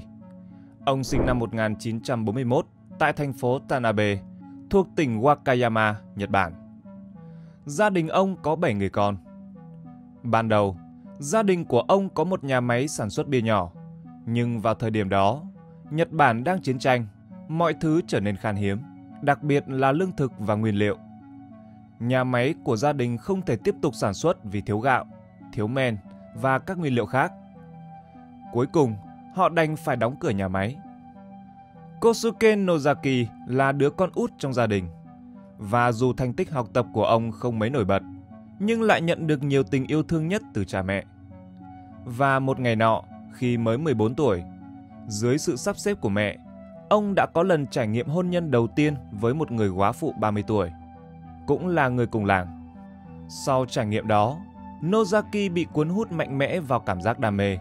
Ông bắt đầu nghĩ rằng phụ nữ và tình yêu có thể mua được bằng tiền. Để có tiền đáp ứng nhu cầu của bản thân, Nozaki bắt đầu thu gom sắt vụn sau giờ học. Ông thu thập đủ loại vật liệu bị bỏ đi, kể cả vỏ bom còn sót lại sau các trận chiến, và đem về bán để kiếm tiền. Khi tích góp được một số tiền nhất định, ông dùng số tiền đó để đến các thị trấn lân cận, tìm đến các cô gái bán hoa. Vào năm 16 tuổi, do kết quả học tập không tốt và gia đình đông con với chi phí sinh hoạt hàng ngày rất lớn, Nozaki đã quyết định bỏ học khi chưa tốt nghiệp trung học cơ sở. Nhờ kinh nghiệm từ xưởng rượu của gia đình trước đây, ông được giới thiệu làm công nhân học viện tại một nhà máy sản xuất rượu soju ở Nagoya. Công việc của ông chủ yếu là thu gom chai rượu từ các quán bar và nhà trọ, mang về nhà máy để rửa sạch, sau đó vận chuyển rượu mới đến các cửa hàng. Dù công việc này không mang lại thu nhập cao và cũng không có nhiều thời gian để kiếm thêm, nhưng Nozaki chỉ muốn nhanh chóng tích lũy tiền bạc để thực hiện ước mơ. Bất cứ lúc nào cũng có thể tìm được phụ nữ. Vì vậy, ông nghĩ ra một cách kiếm tiền khác, lén lấy rượu từ nhà máy và bán lại với giá thấp cho các khách hàng mua rượu trực tiếp từ nhà máy. Sau 2 năm, Nozaki dần tích góp được một khoản tiền đáng kể. Khoảng năm 1958, khi giao hàng ở khu phố các quán bar, Nozaki bất ngờ nhận thấy một số vật màu trắng trôi nổi trong rãnh cống bên đường. Khi tiến lại gần để xem, ông nhận ra đó là bao cao su đã qua sử dụng. Dù từng nghe nói đến bao cao su, nhưng đây là lần đầu tiên ông tận mắt nhìn thấy. Tò mò, Nozaki đến một hiệu thuốc bán bao cao su và hỏi giá cả. Vào thời điểm đó ở Nhật Bản, lương tháng của một sinh viên tốt nghiệp đại học là 15.000 yên, trong khi một hộp 12 chiếc bao cao su có giá 1.200 yên, một mức giá rất cao khi đó. Nhật Bản sau chiến tranh vẫn chưa mở cửa hoàn toàn đối với nhiều loại hàng hóa, và cao su, nguyên liệu chính để sản xuất bao cao su, nằm trong danh mục hàng hóa do nhà nước kiểm soát. Vì vậy, tất cả các loại bao cao su trên thị trường đều là hàng nhập khẩu. Để tránh bị trộm cắp, các cửa hàng thuốc thường để bao cao su ở phía sau quầy thu ngân. Nozaki nhận thấy rằng, cùng với sự hiện đại hóa của xã hội, nhiều gia đình không còn sinh con một cách thiếu kế hoạch như trước. Đặc biệt, tầng lớp trung lưu tại các thành phố ngày càng chú trọng đến việc sử dụng biện pháp tránh thai.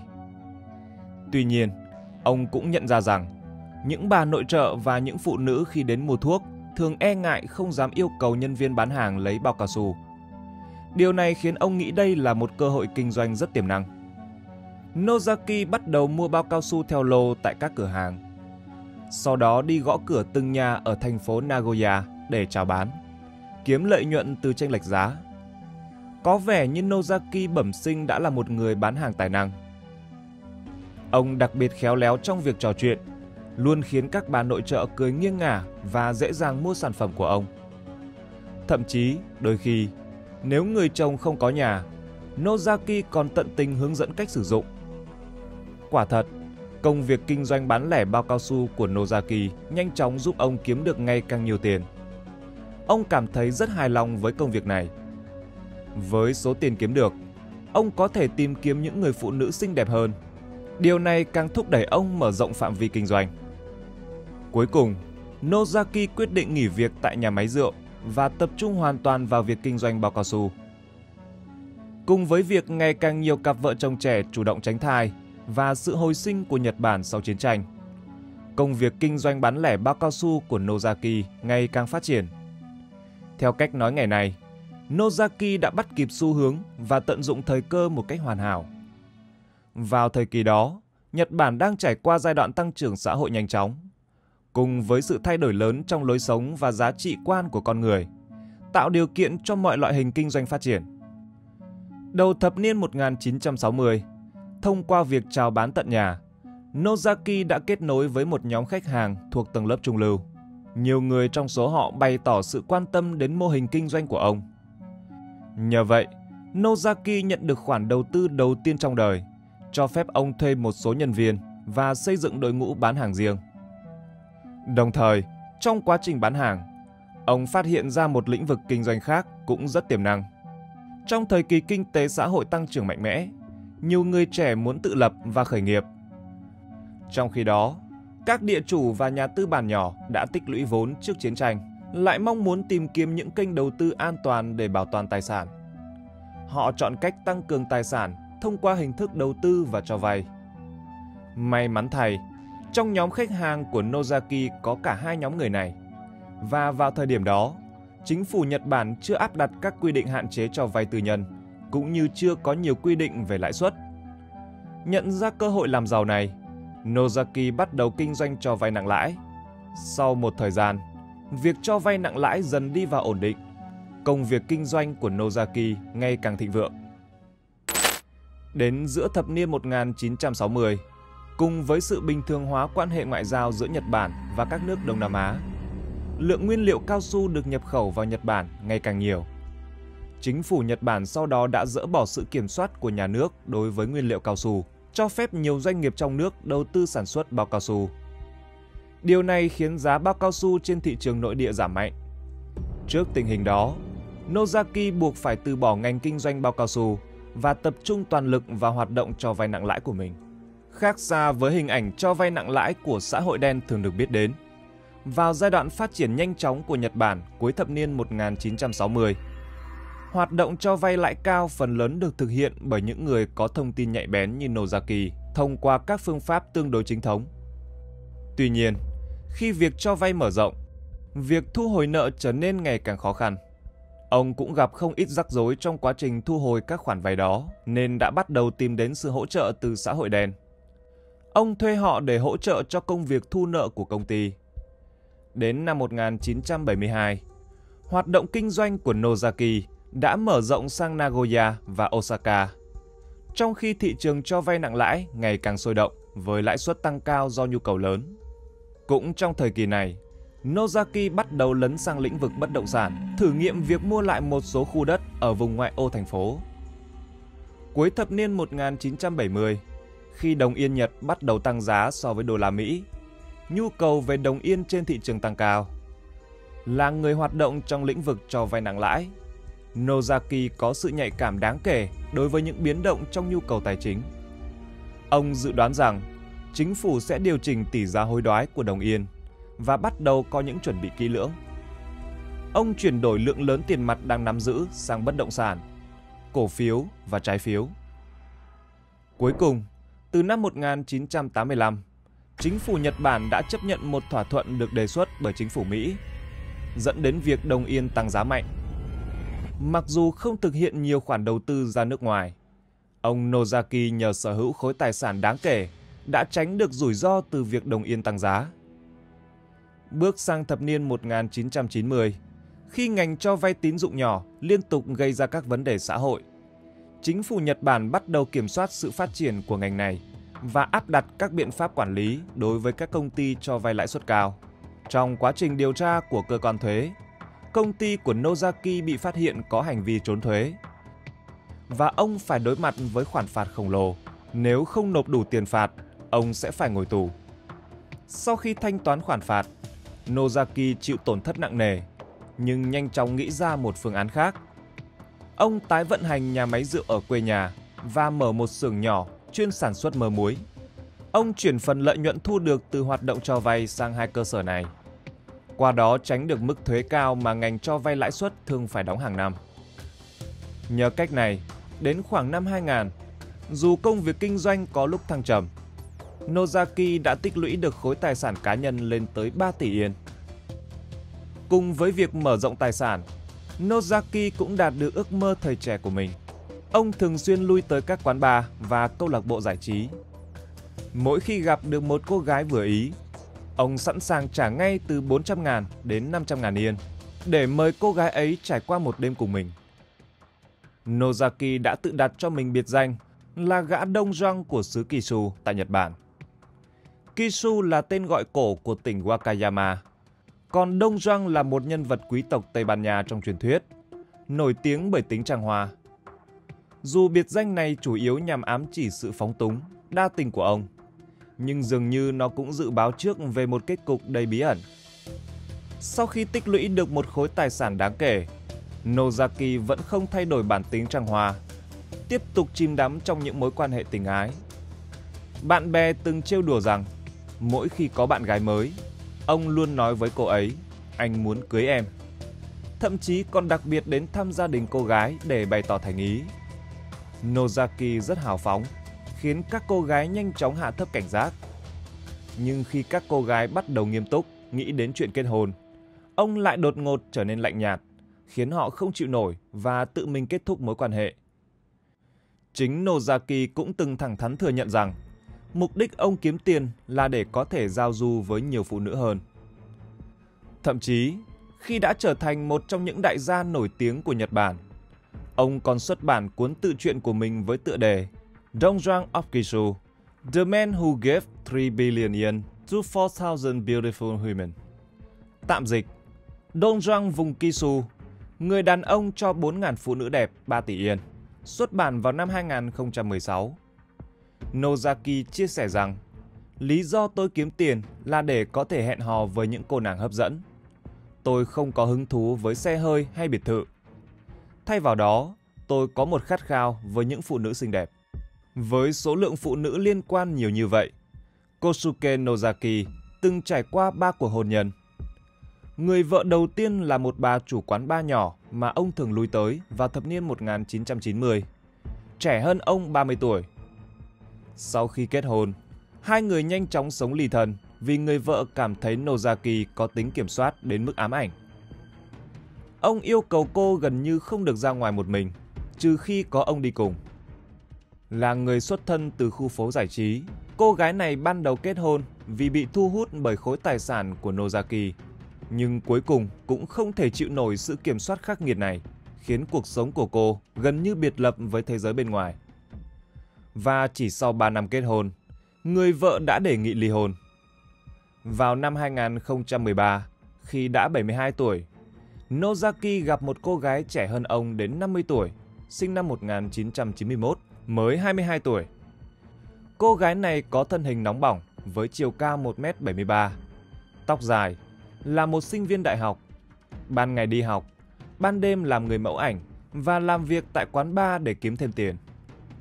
Cuộc hôn nhân này kết thúc vào giữa năm 2016.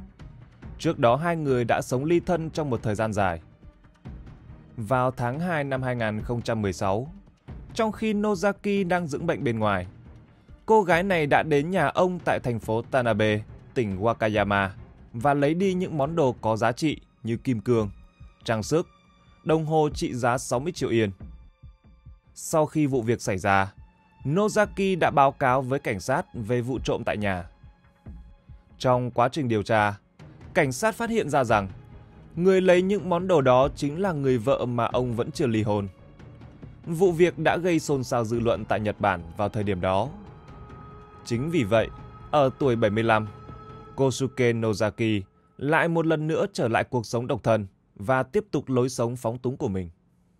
Vào tháng 2 năm 2018, khi đã 77 tuổi, Kosuke Nozaki bất ngờ công bố thông tin tái hôn, và đối tượng là một cô gái trẻ chỉ mới 22 tuổi.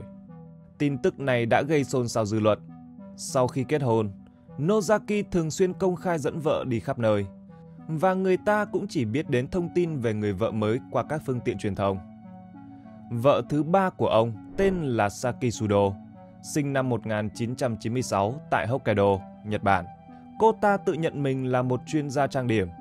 Tuy nhiên, một số cư dân mạng đã tiết lộ rằng cô từng tham gia đóng 2 bộ phim AV.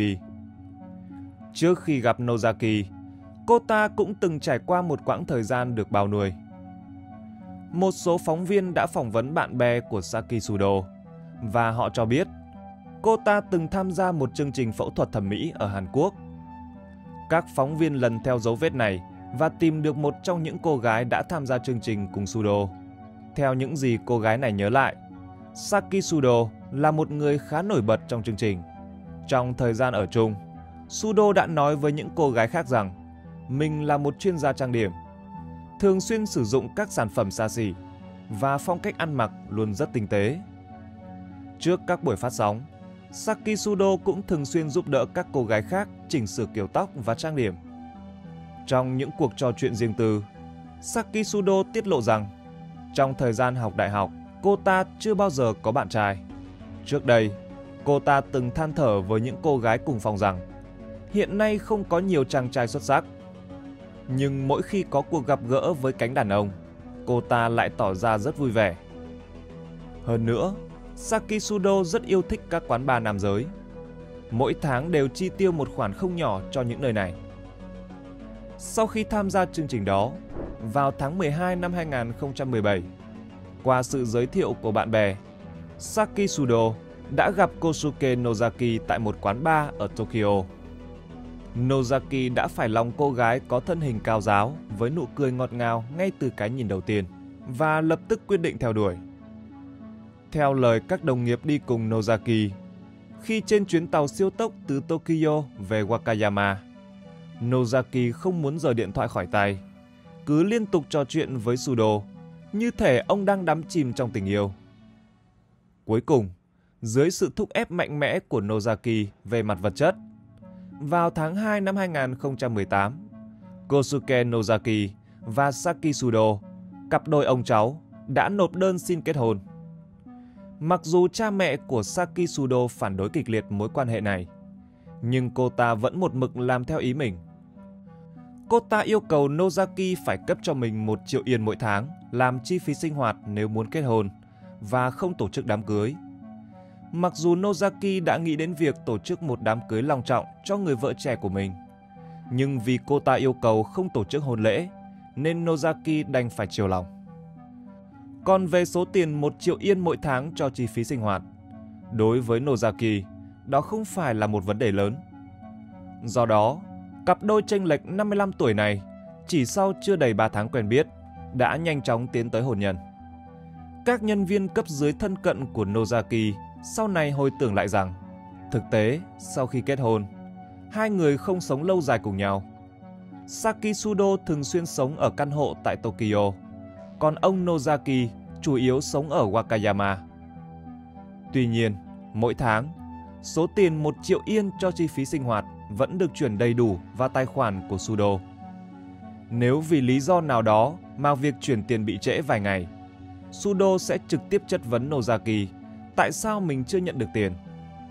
Các nhân viên cũ của công ty đều cảm thấy rằng Sudo chỉ tiến đến với Nozaki vì tài sản khổng lồ của ông và khuyên Nozaki nên thận trọng.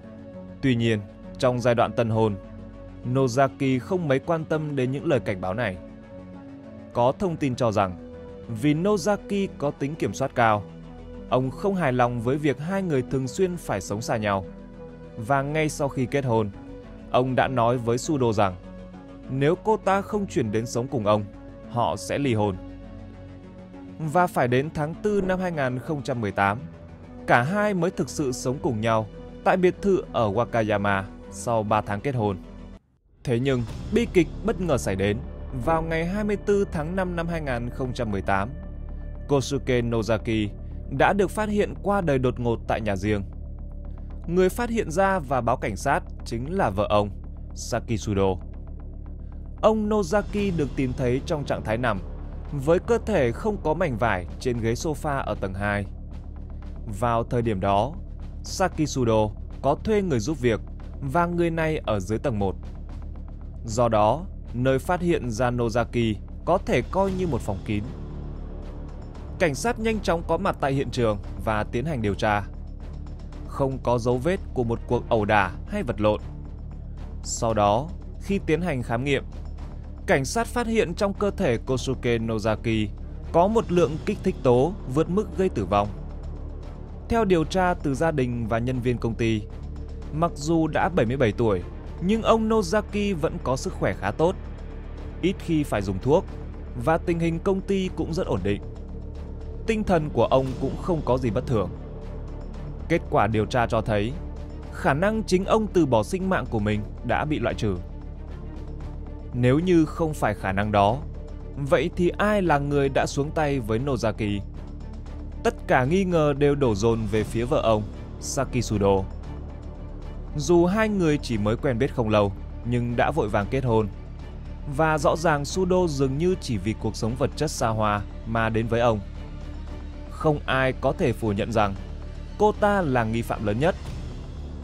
Theo lời của người giúp việc cùng ở nhà hôm đó, thực tế, quan hệ giữa Sakisudo và Kosuke Nozaki nhìn chung không giống một cặp vợ chồng. Khi đi ra ngoài, Sudo thường không chờ Nozaki mà tự mình xuống xe rồi đi trước. Khi ăn, cô ta cũng ít khi nói chuyện với Nozaki. Cô ta cứ mải mê chơi điện thoại và luôn phàn nàn về việc Nozaki đôi khi sẽ chảy rãi khi tắm. Thường ngày, cô ta không bao giờ dùng chung bồn tắm với ông, mà thường xuyên tắm trước ở bồn tắm tầng 1. Tuy nhiên, vào ngày 24 tháng 5, cô ta đã ngồi xem TV suốt đêm cho đến khi người giúp việc nhắc nhở đã khuya, cô ta mới chịu đi tắm. Người giúp việc còn cho biết, 18 ngày trước khi Nozaki qua đời, con chó mà ông chủ nuôi cũng bất ngờ qua đời một cách kỳ lạ. Thế nhưng, khi trả lời câu hỏi của cảnh sát, Sudo phản bác rằng tôi mỗi tháng đều nhận được 1 triệu yên. Tại sao tôi phải liều lĩnh hãm hại chồng mình? Tại tang lễ của Nozaki, Sakisudo với tư cách là vợ lại không tỏ ra quá đau buồn, thậm chí còn mỉm cười. Mặc dù cảnh sát có nhiều nghi vấn, nhưng do không có bằng chứng, cuối cùng họ chỉ có thể tạm hoãn cuộc điều tra đối với cô ta. Sau khi Nozaki qua đời, Sudo đã kế thừa 2 công ty của ông, trở thành giám đốc đại diện của các công ty này. Cô ta cũng nhận được 35 triệu yên tiền mặt từ công ty. Nhưng ngoài việc nhận tiền, Sudo chưa bao giờ quay lại công ty. Cả giới truyền thông và dư luận vẫn duy trì sự quan tâm đối với vụ việc này. Một người bạn của Sudo sau khi biết chuyện đã hỏi cô ta rằng liệu có phải cô ta là người làm việc đó không? Sudo lúc ấy chỉ cười và đáp, tôi đã nói là không phải tôi làm. Sau khi chồng qua đời, cuộc sống của Sudo cũng không có gì thay đổi. Cô ta vẫn luôn ăn mặc sang trọng và bắt mắt. Cô ta cũng thường xuyên đăng tải những bức ảnh về cuộc sống xa hoa của mình trên mạng xã hội. Điều đó khiến các phương tiện truyền thông vẫn không bỏ cuộc mà tiếp tục theo dõi Sudo. Họ phát hiện rằng cô ta đã đăng ký tham gia một khóa học golf và đăng tải những bức ảnh chụp sau khi kết thúc khóa học. Trong những bức ảnh, cô ta cười tươi như hoa, hoàn toàn không có dấu hiệu nào cho thấy bản thân bị ảnh hưởng bởi sự ra đi của chồng.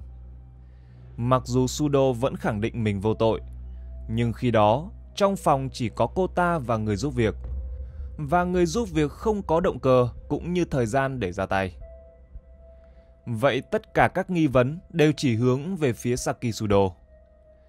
Mặc dù cảnh sát lúc đó có nói rằng không có bằng chứng trực tiếp để chứng minh cô ta là hung thủ, nhưng suốt thời gian qua, cảnh sát vẫn không từ bỏ cuộc điều tra đối với Sudo. Cuối cùng, ông trời đã không phụ lòng người. Sau 3 năm kể từ khi Nozaki qua đời, vụ án đã có bước ngoặt. Trong quá trình điều tra không ngừng nghỉ, cảnh sát phát hiện một đoạn video ghi lại cảnh Sudo mua thuốc kích thích từ người khác. Và cuối cùng cô ta đã bị bắt giữ vào năm 2021. Cho đến nay, vụ việc vẫn đang tiếp tục được điều tra. Theo thông tin từ một người thân cận với Nozaki, có thể nguyên nhân là do Nozaki không hài lòng vì Sudo không tôn trọng ông, đã từng đề xuất ly hôn. Và để duy trì cuộc sống sung túc của mình, Sudo có thể đã lợi dụng cơ hội này để lên kế hoạch gây án. Dĩ nhiên, sự thật có phải như vậy hay không? Chúng ta chỉ có thể chờ đợi vào kết quả cuối cùng của cuộc điều tra chính thức từ phía cảnh sát. Mục tiêu sống của Kosuke Nozaki rất đơn giản và luôn cố định. Đó là kết giao với nhiều phụ nữ xinh đẹp hơn. Chính động lực nguyên thủy này đã thúc đẩy ông kiếm tiền không ngừng. Từ một đứa trẻ trong một gia đình nghèo khó, ông đã nhìn thấy cơ hội kinh doanh trong dòng chảy lớn của thời đại và tích lũy được tài sản. Mặc dù cách kiếm tiền của ông không phải lúc nào cũng đứng đắn, nhưng không thể không khâm phục trí óc kinh doanh của ông. Dù mục tiêu này giúp ông có được cuộc sống mà ông mong muốn, nhưng cuối cùng cũng chính nó đã lấy đi sinh mạng của ông. Vậy nếu ông biết rằng kết cục của mình sẽ như vậy, không biết liệu ông có muốn bắt đầu lại từ đầu và chọn một mục tiêu sống khác, hay vẫn sẽ chọn sống theo cách của mình? Câu chuyện này khiến bạn suy nghĩ gì? Hãy để lại ý kiến ở phần bình luận bên dưới để cùng thảo luận nhé! Và trước khi rời đi, đừng quên để lại một like, một subscribe và bật chuông thông báo để tiếp tục theo dõi những vụ án hấp dẫn trên kênh Văn Tùng Siêu Kỳ Án. Còn bây giờ, xin kính chào tạm biệt và hẹn gặp lại các bạn trong các video tiếp theo.